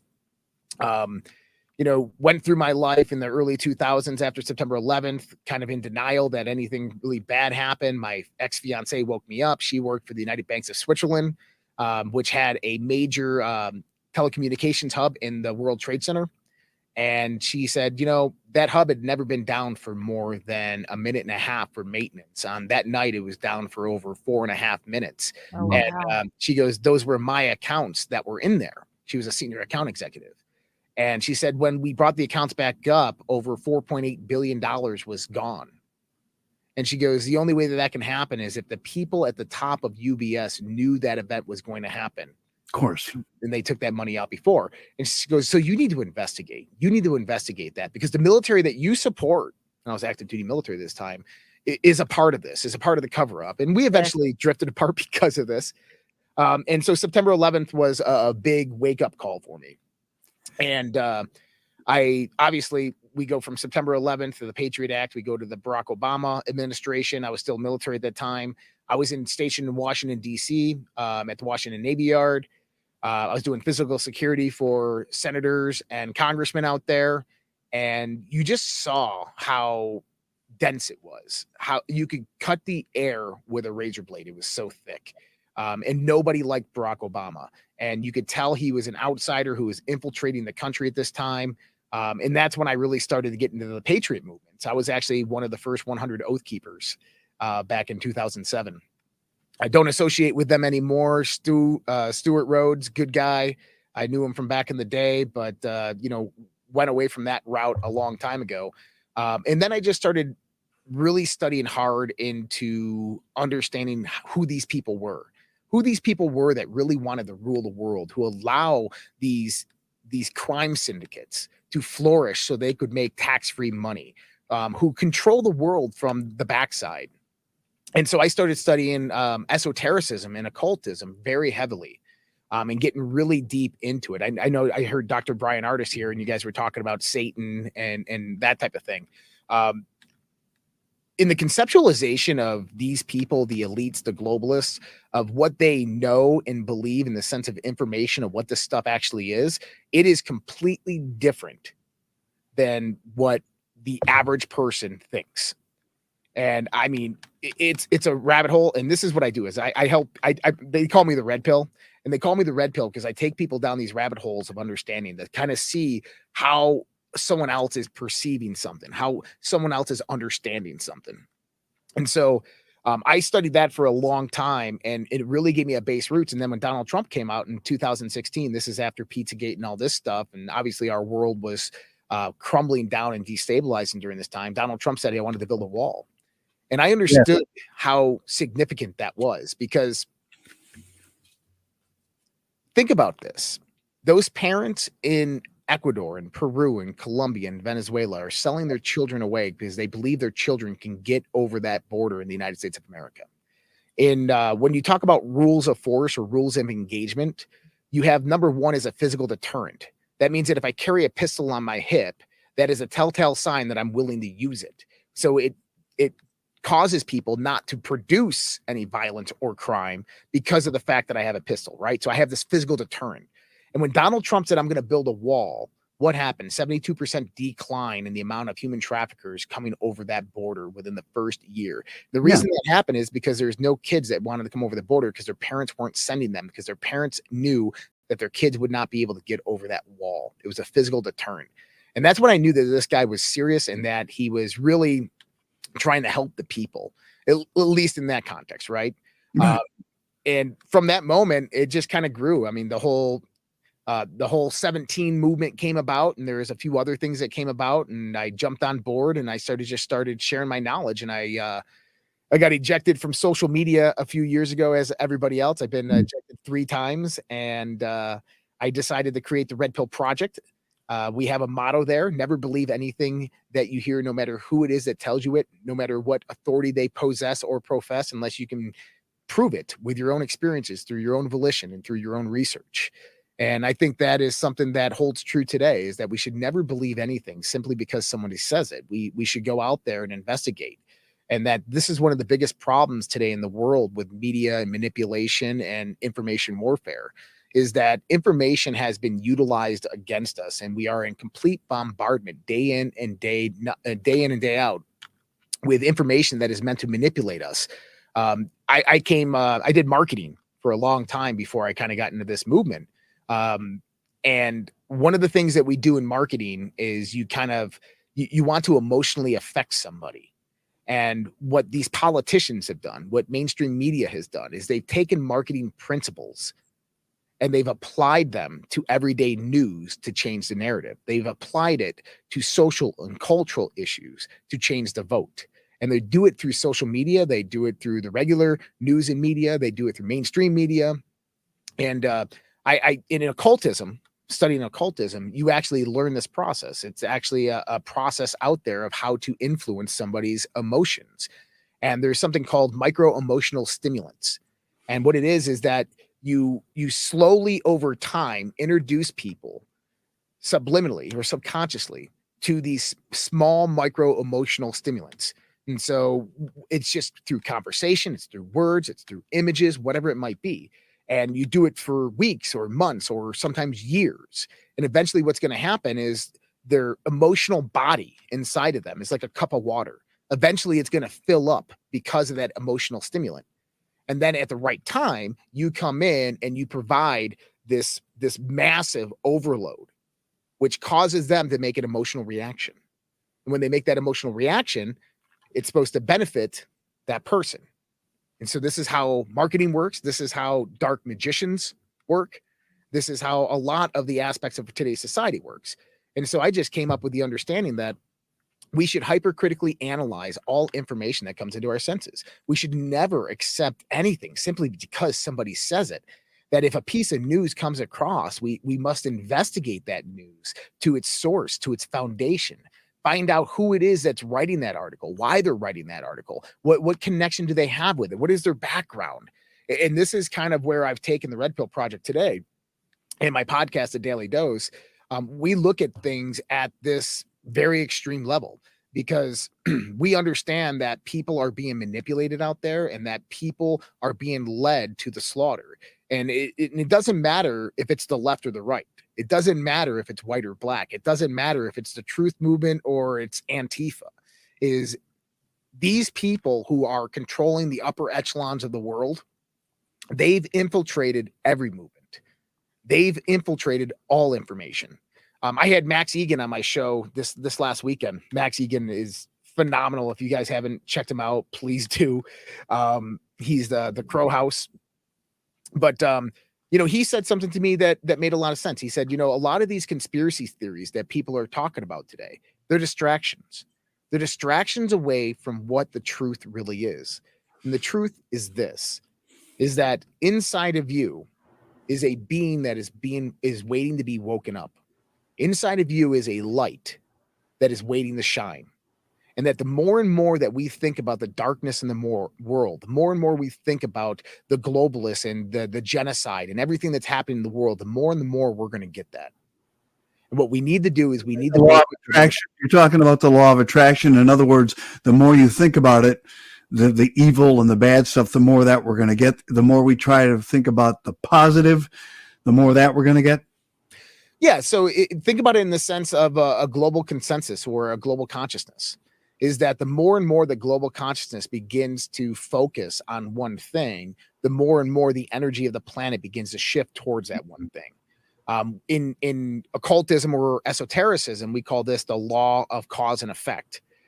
In the way to perceive the law of cause and effect, which really isn't explained in modern day. And I know that the law of attraction, I know it very well.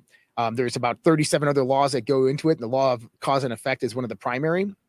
But the law of cause and effect, you have to think about it in the sense that you exist in a plane of existence. This plane of existence can be causative or it can be the realm of effect.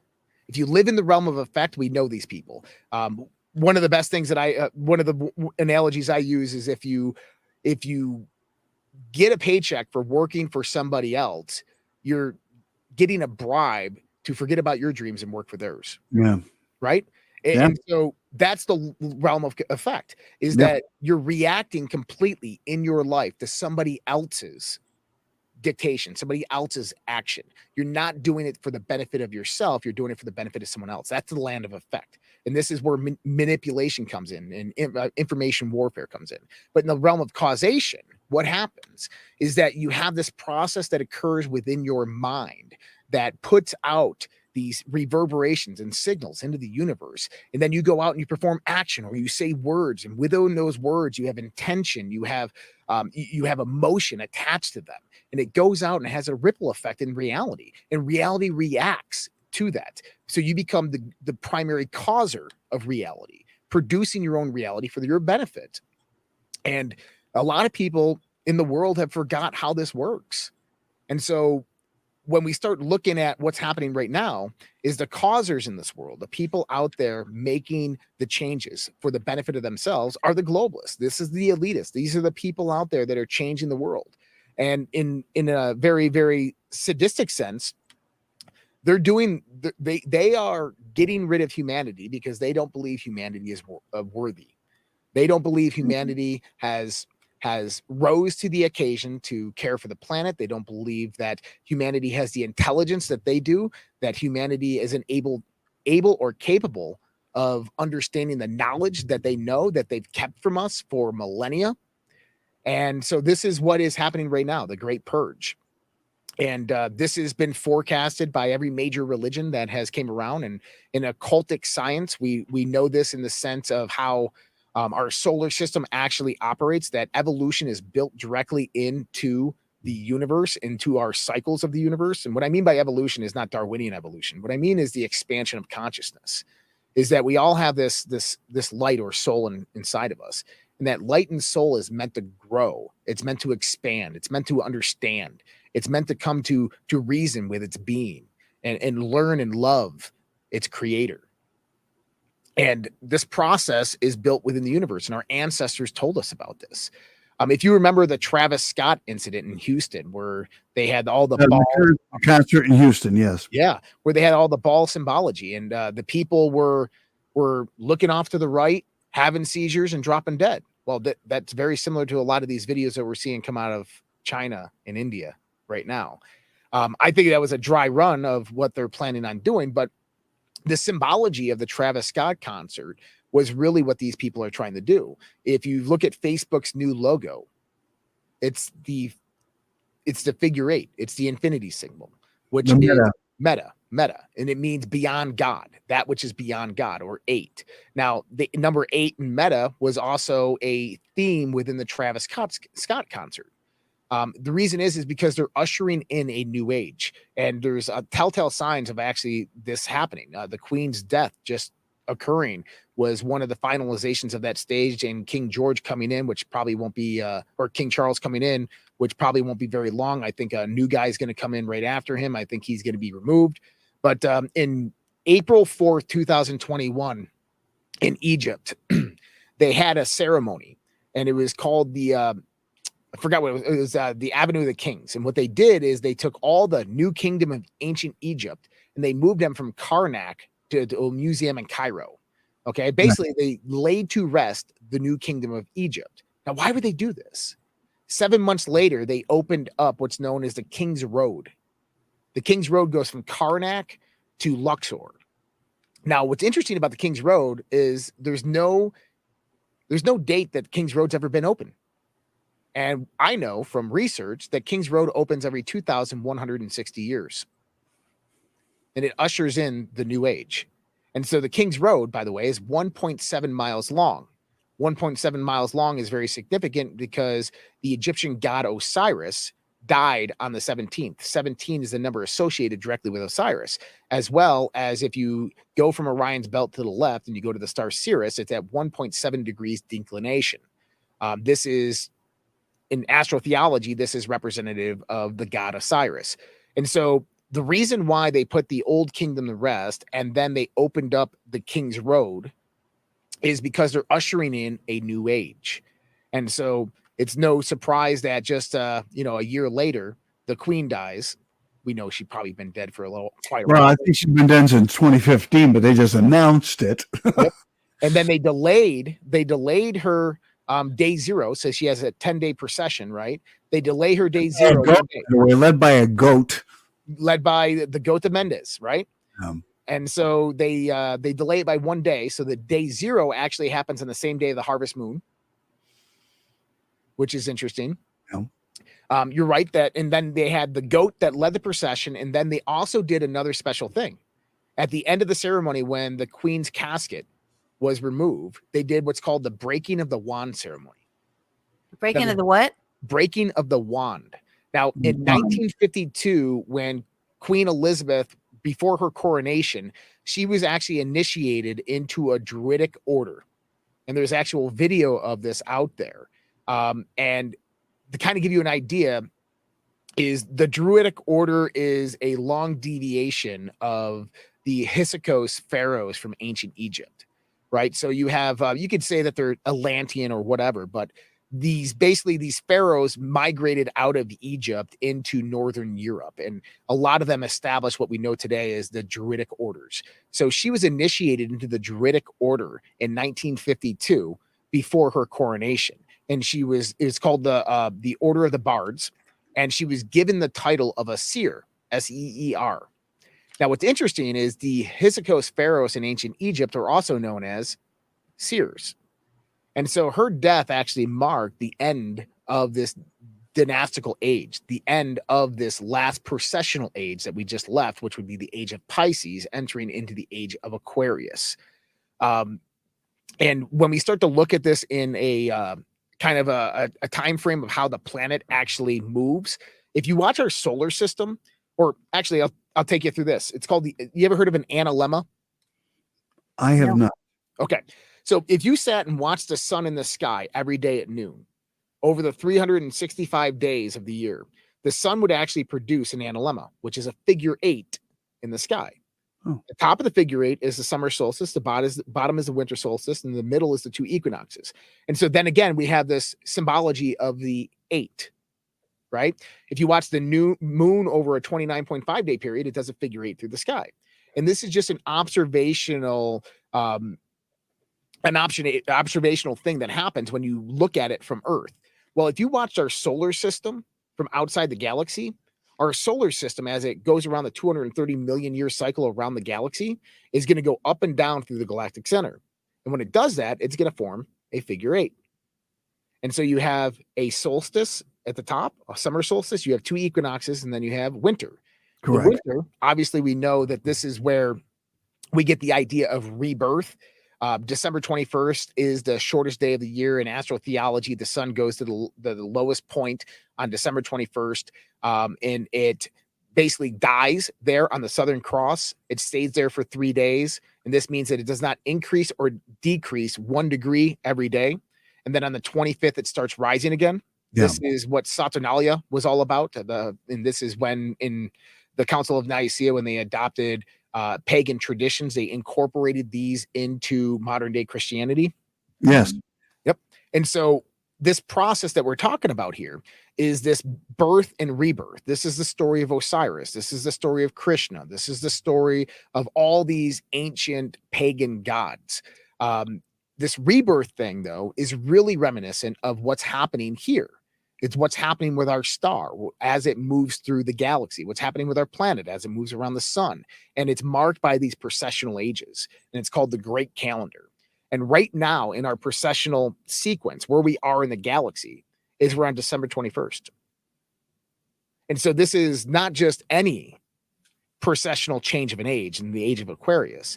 This is a very special one because this one marks the rebirth or the retransit of our star through the galaxy, which means that as you get closer and closer to the galactic center, if you imagine, you have Sagittarius A and Sagittarius B at the center of the Milky Way galaxy. These are massive gravitational black holes. And what they do is they produce a discretion disk that goes out parallel to their axes. And this is why the Milky Way has these arms that form and everything is very, very dense in the center. Well, if things are dense in the center, that means you have a more congregation of energy towards the center.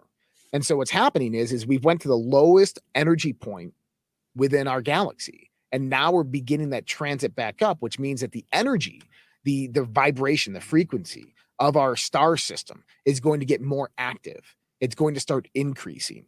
And the ancients looked at this as when consciousness would be reborn again and start to grow, expand, and evolve. And this is the point that we're getting into. Typically, whenever these happen as well, as we see these big resets, we see humanity purged, lost, killed off, because that's how these elitists look at it, is that if they want to retain and regain power, that they have to get rid of the masses before they wake up That way they can control for the next processional age. That was a mouthful, I know. It was. No, I'm sitting here just riveted. This is a terrific. I mean, I can't. Josh, we have to have you back like about another 1,000 times. Does that be good with you?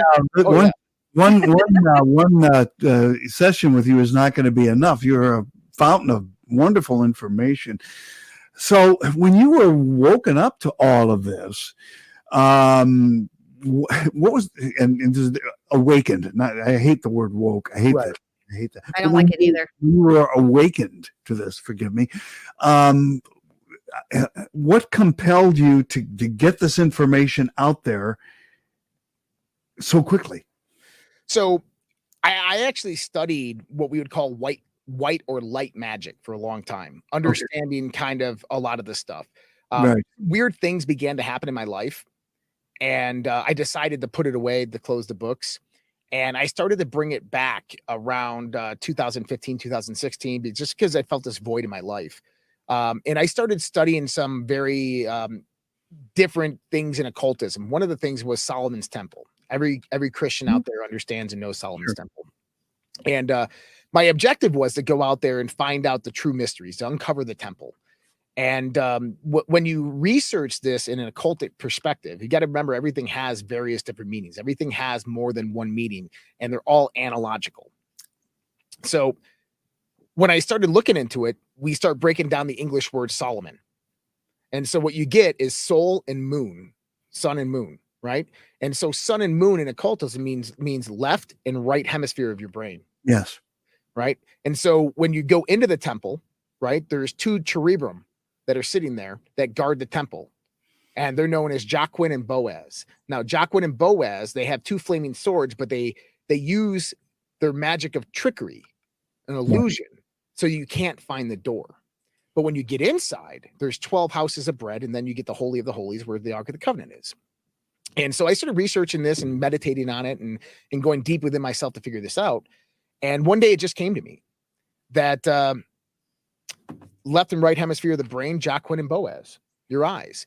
And this came to me through a lesson that they trick you with illusion. They trick you with the false light, the illusory light. And this is where I kind of started really understanding that I needed to get out there and tell this information to people. What I mean by the illusory light, in the Bible, in Genesis, God says, God creates light.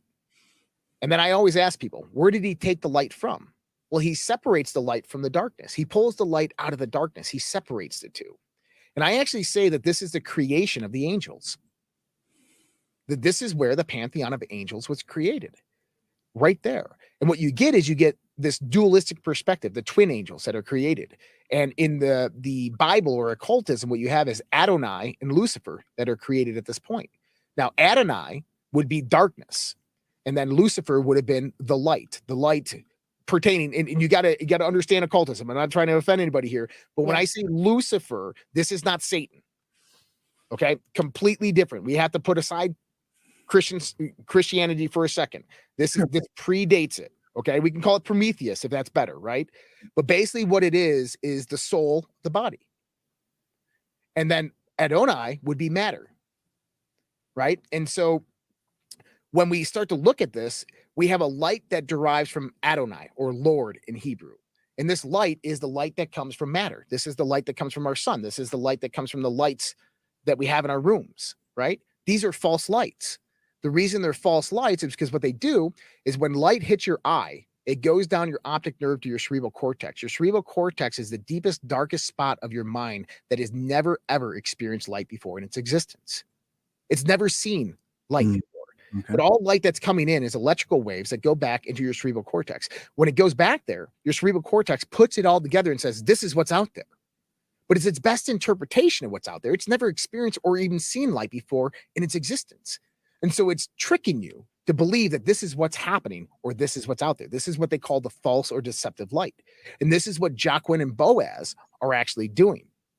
And you can actually see this in various other occult mysteries when you get into the Athenian mysteries, when you get into the Babylon, the Tower of Babel, when you start getting into the goddess Ishtar and you start seeing the relevance and how they actually, what they actually represent, and you take away the cultural attributes and the attributes of the times.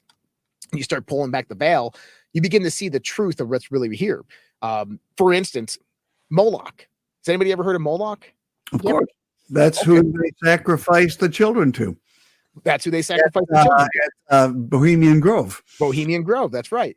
Now, did you notice that Moloch is represented by an owl at Bohemian Grove? Okay. Yes.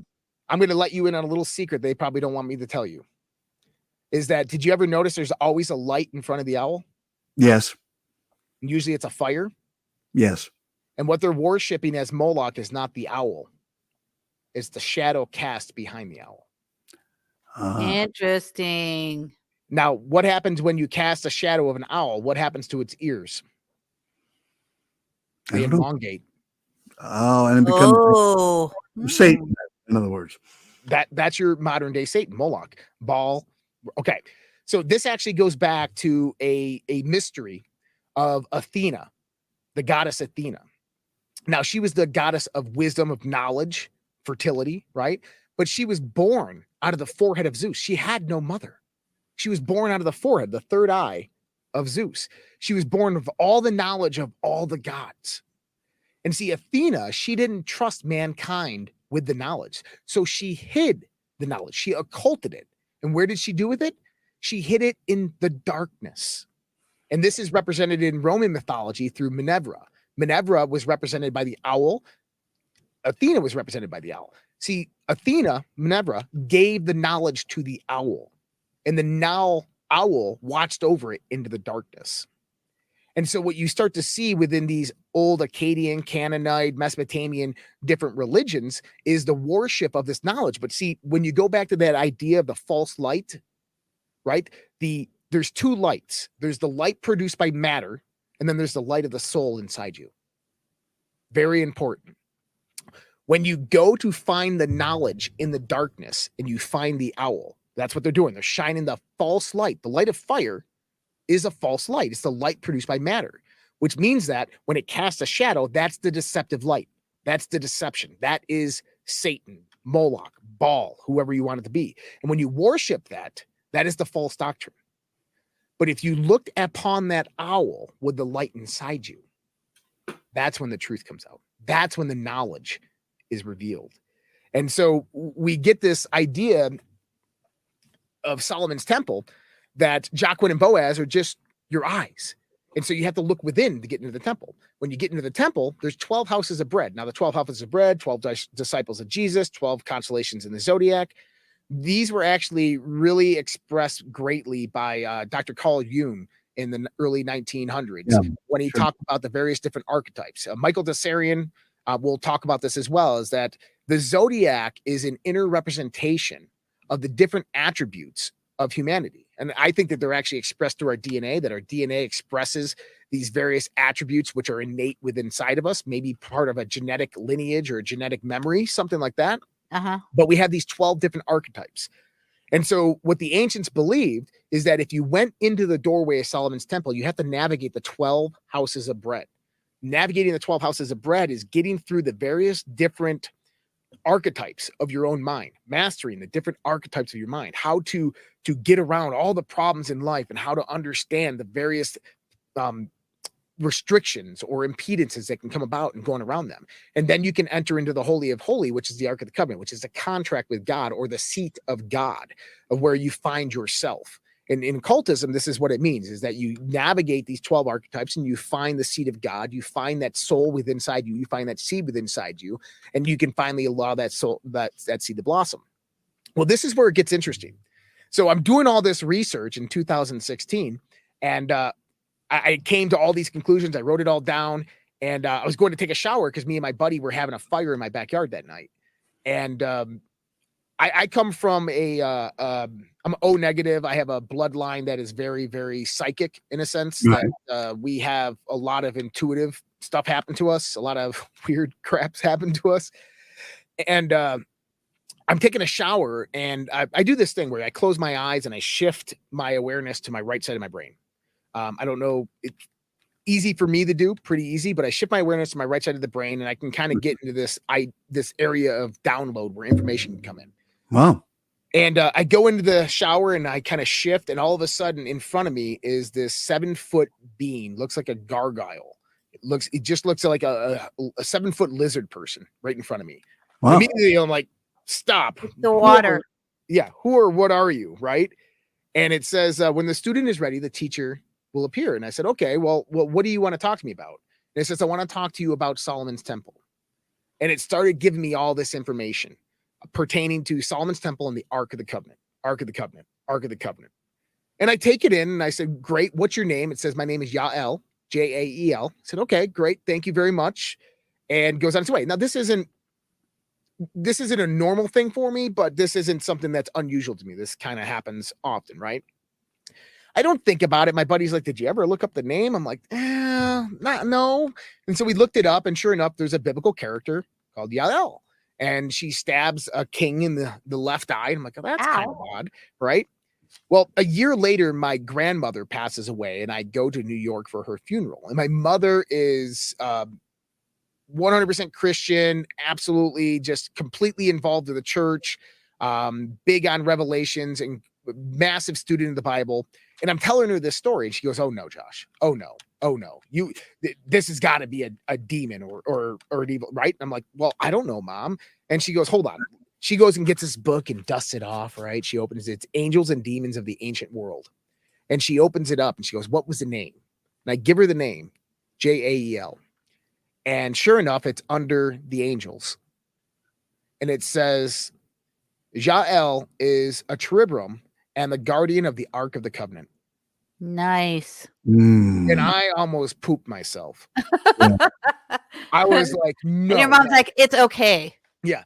But it was at that point in time that I realized that I have to get this information out there. I have to start taking the knowledge that I have, and I have to start sharing it with people. And if it's just sharing it with people, they don't have to accept it. They don't have to believe it.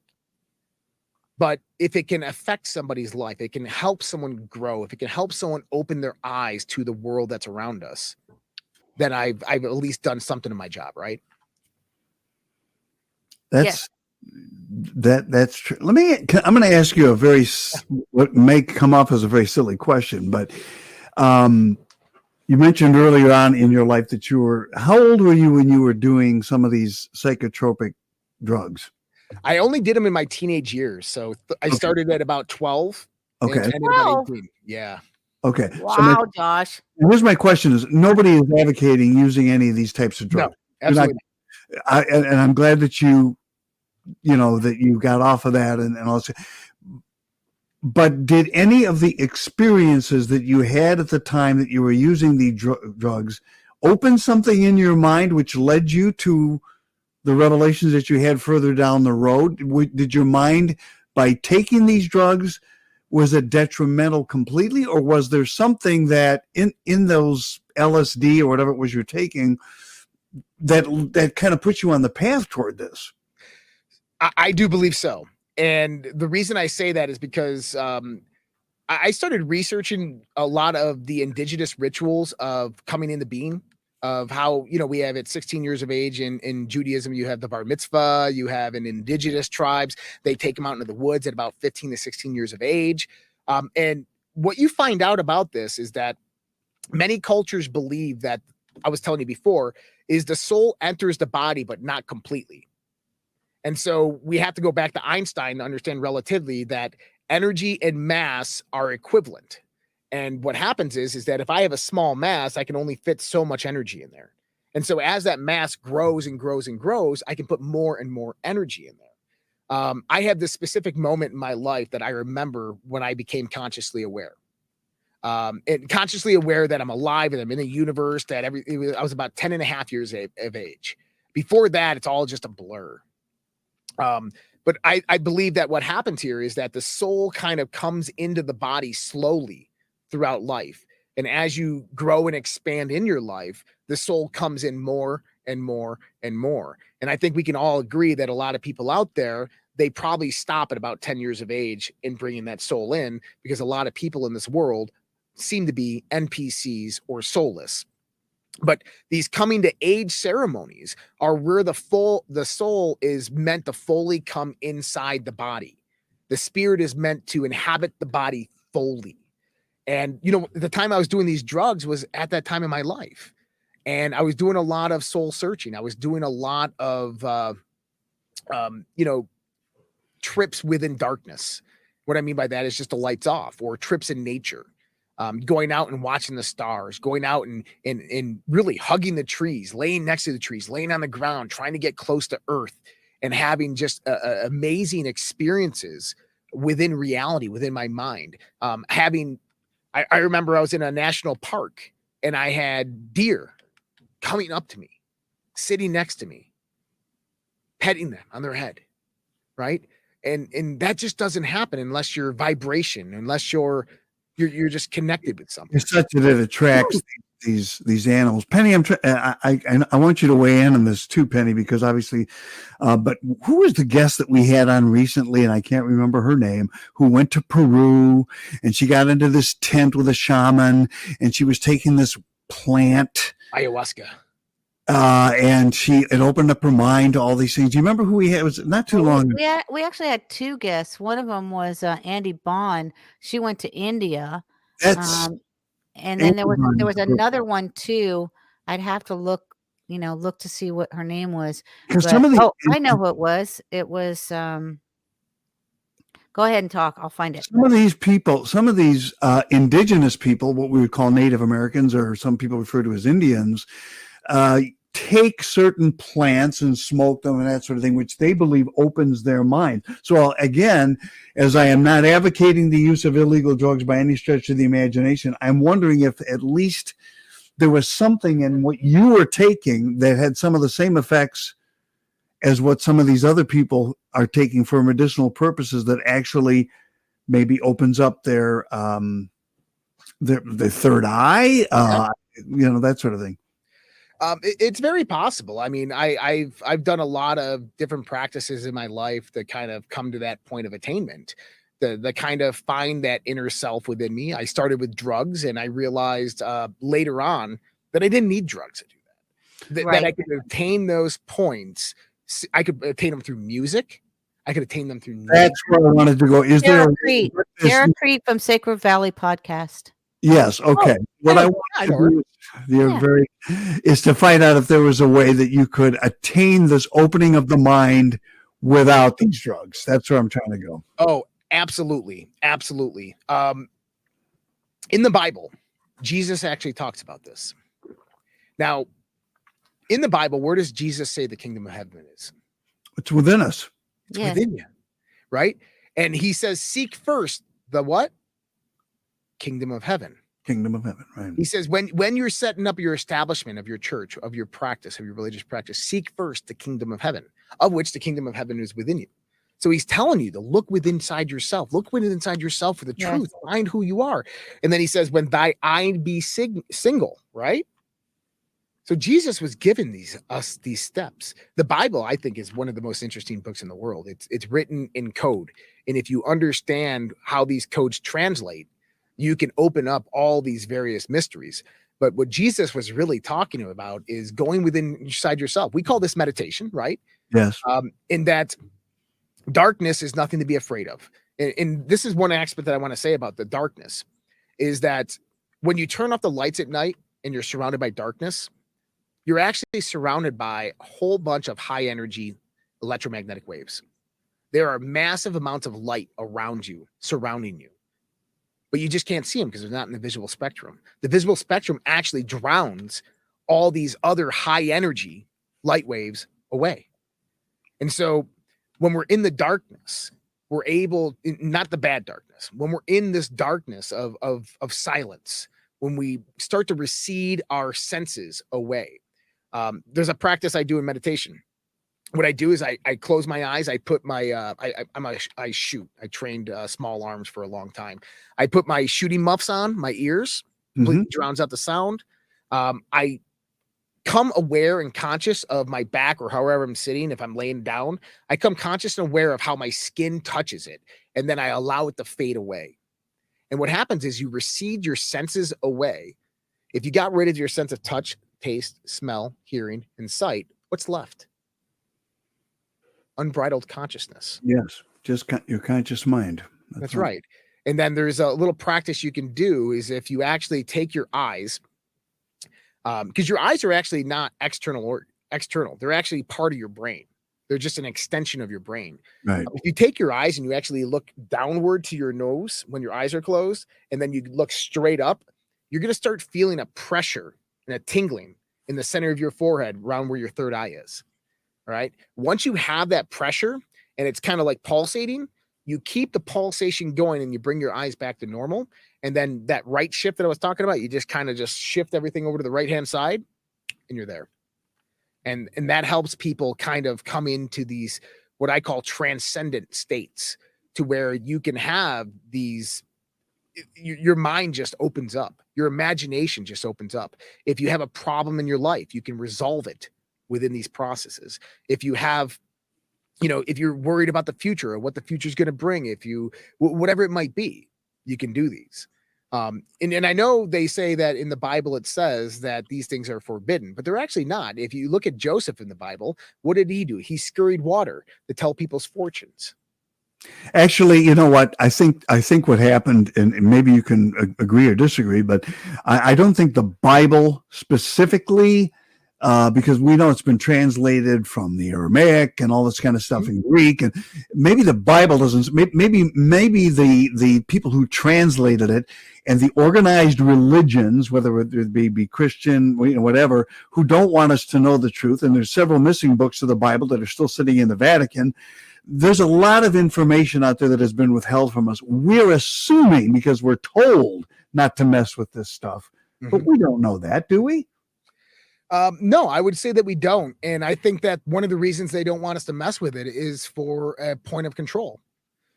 Is that if people realize that they don't need a church, that they can simply sit at home and go within inside themselves. In the Gospel of Thomas, Jesus says, "Look under a rock and I'll be there. Pick up a piece of wood and you will find me." You do not need structures of organization in order to worship that which is holy. You simply need to look within. And that's the truth. Penny can tell you that she has learned more through a personal relationship with God than any church would ever teach her. Tell him the story of what prayer you asked. Yeah, well, the one prayer that I asked, because I was under MK Ultra for 58 years and didn't know it, and then in 2015 I prayed and I asked God, reveal myself to me. And I've always had a running conversation with God, and since I was a child, and Jesus, and that's been my solace that's carried my feet from a day-to-day basis when I was being tortured and drugged and raped and isolated and chained and etc. During Project Genesis, Subproject Eve, used as a covert asset, unbeknownst to me for 58 years. Then when I start to try to get out of that system and become aware of it, I ask God, reveal myself to me, and hence he starts revealing it in a manner in which my head's not going to explode, basically. Yeah. It's interesting that you said kind of your relationship with God. And this is something that I've kind of, I really try to teach people, especially on the Red Pill Project. And think about it this way, is I can't know somebody, right? I can't be inside Penny or David's head and know what's going on, their thoughts, their feelings, their emotions, what they're thinking. Instead, what happens is when we interact, we produce a relationship.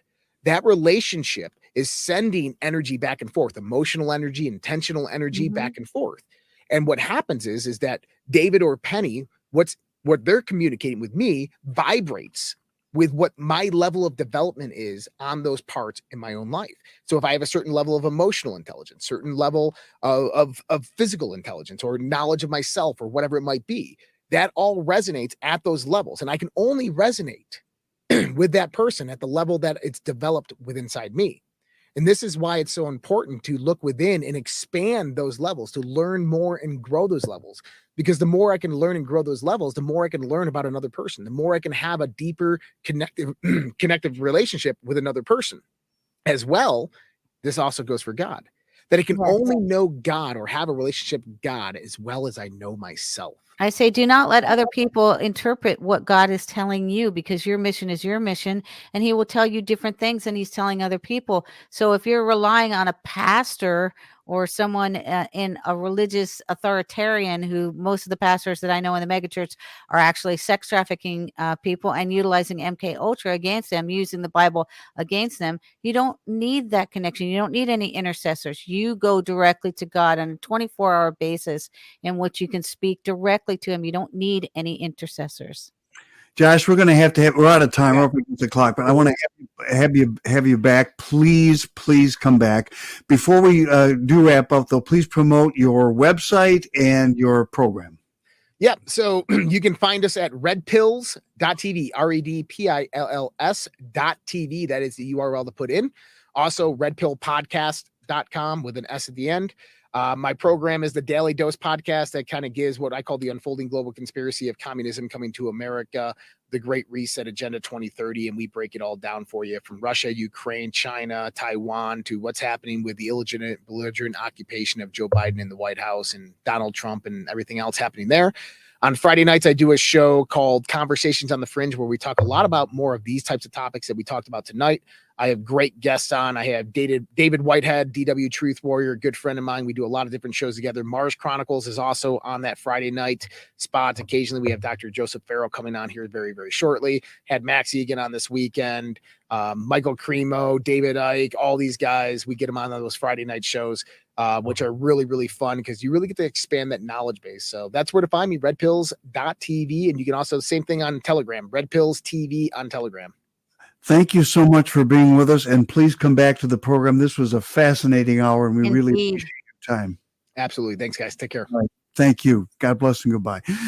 That's Joshua Reed, and again, Red Pill Project. Boy, that was one of the best hours that we've had. In fact, this whole show today has been fascinating. Had some great guests and a lot of stuff to discuss. So. Thanks to Penny Shepard, and I wanted to make sure that I got you in there because you were kind of just sitting there riveting. Right, but I taking notes and listening. I wanted him to know your story of how God has helped you in your life through a personal relationship and how important that is. So that is going to do it for this edition of the Dark Outpost. We, of course, will be back tomorrow and have some more great guests and some more fascinating conversation. Thank you for watching. Thank you for listening. Have a terrific rest of your day. Zublik out. Shepherd out. All right. Take care.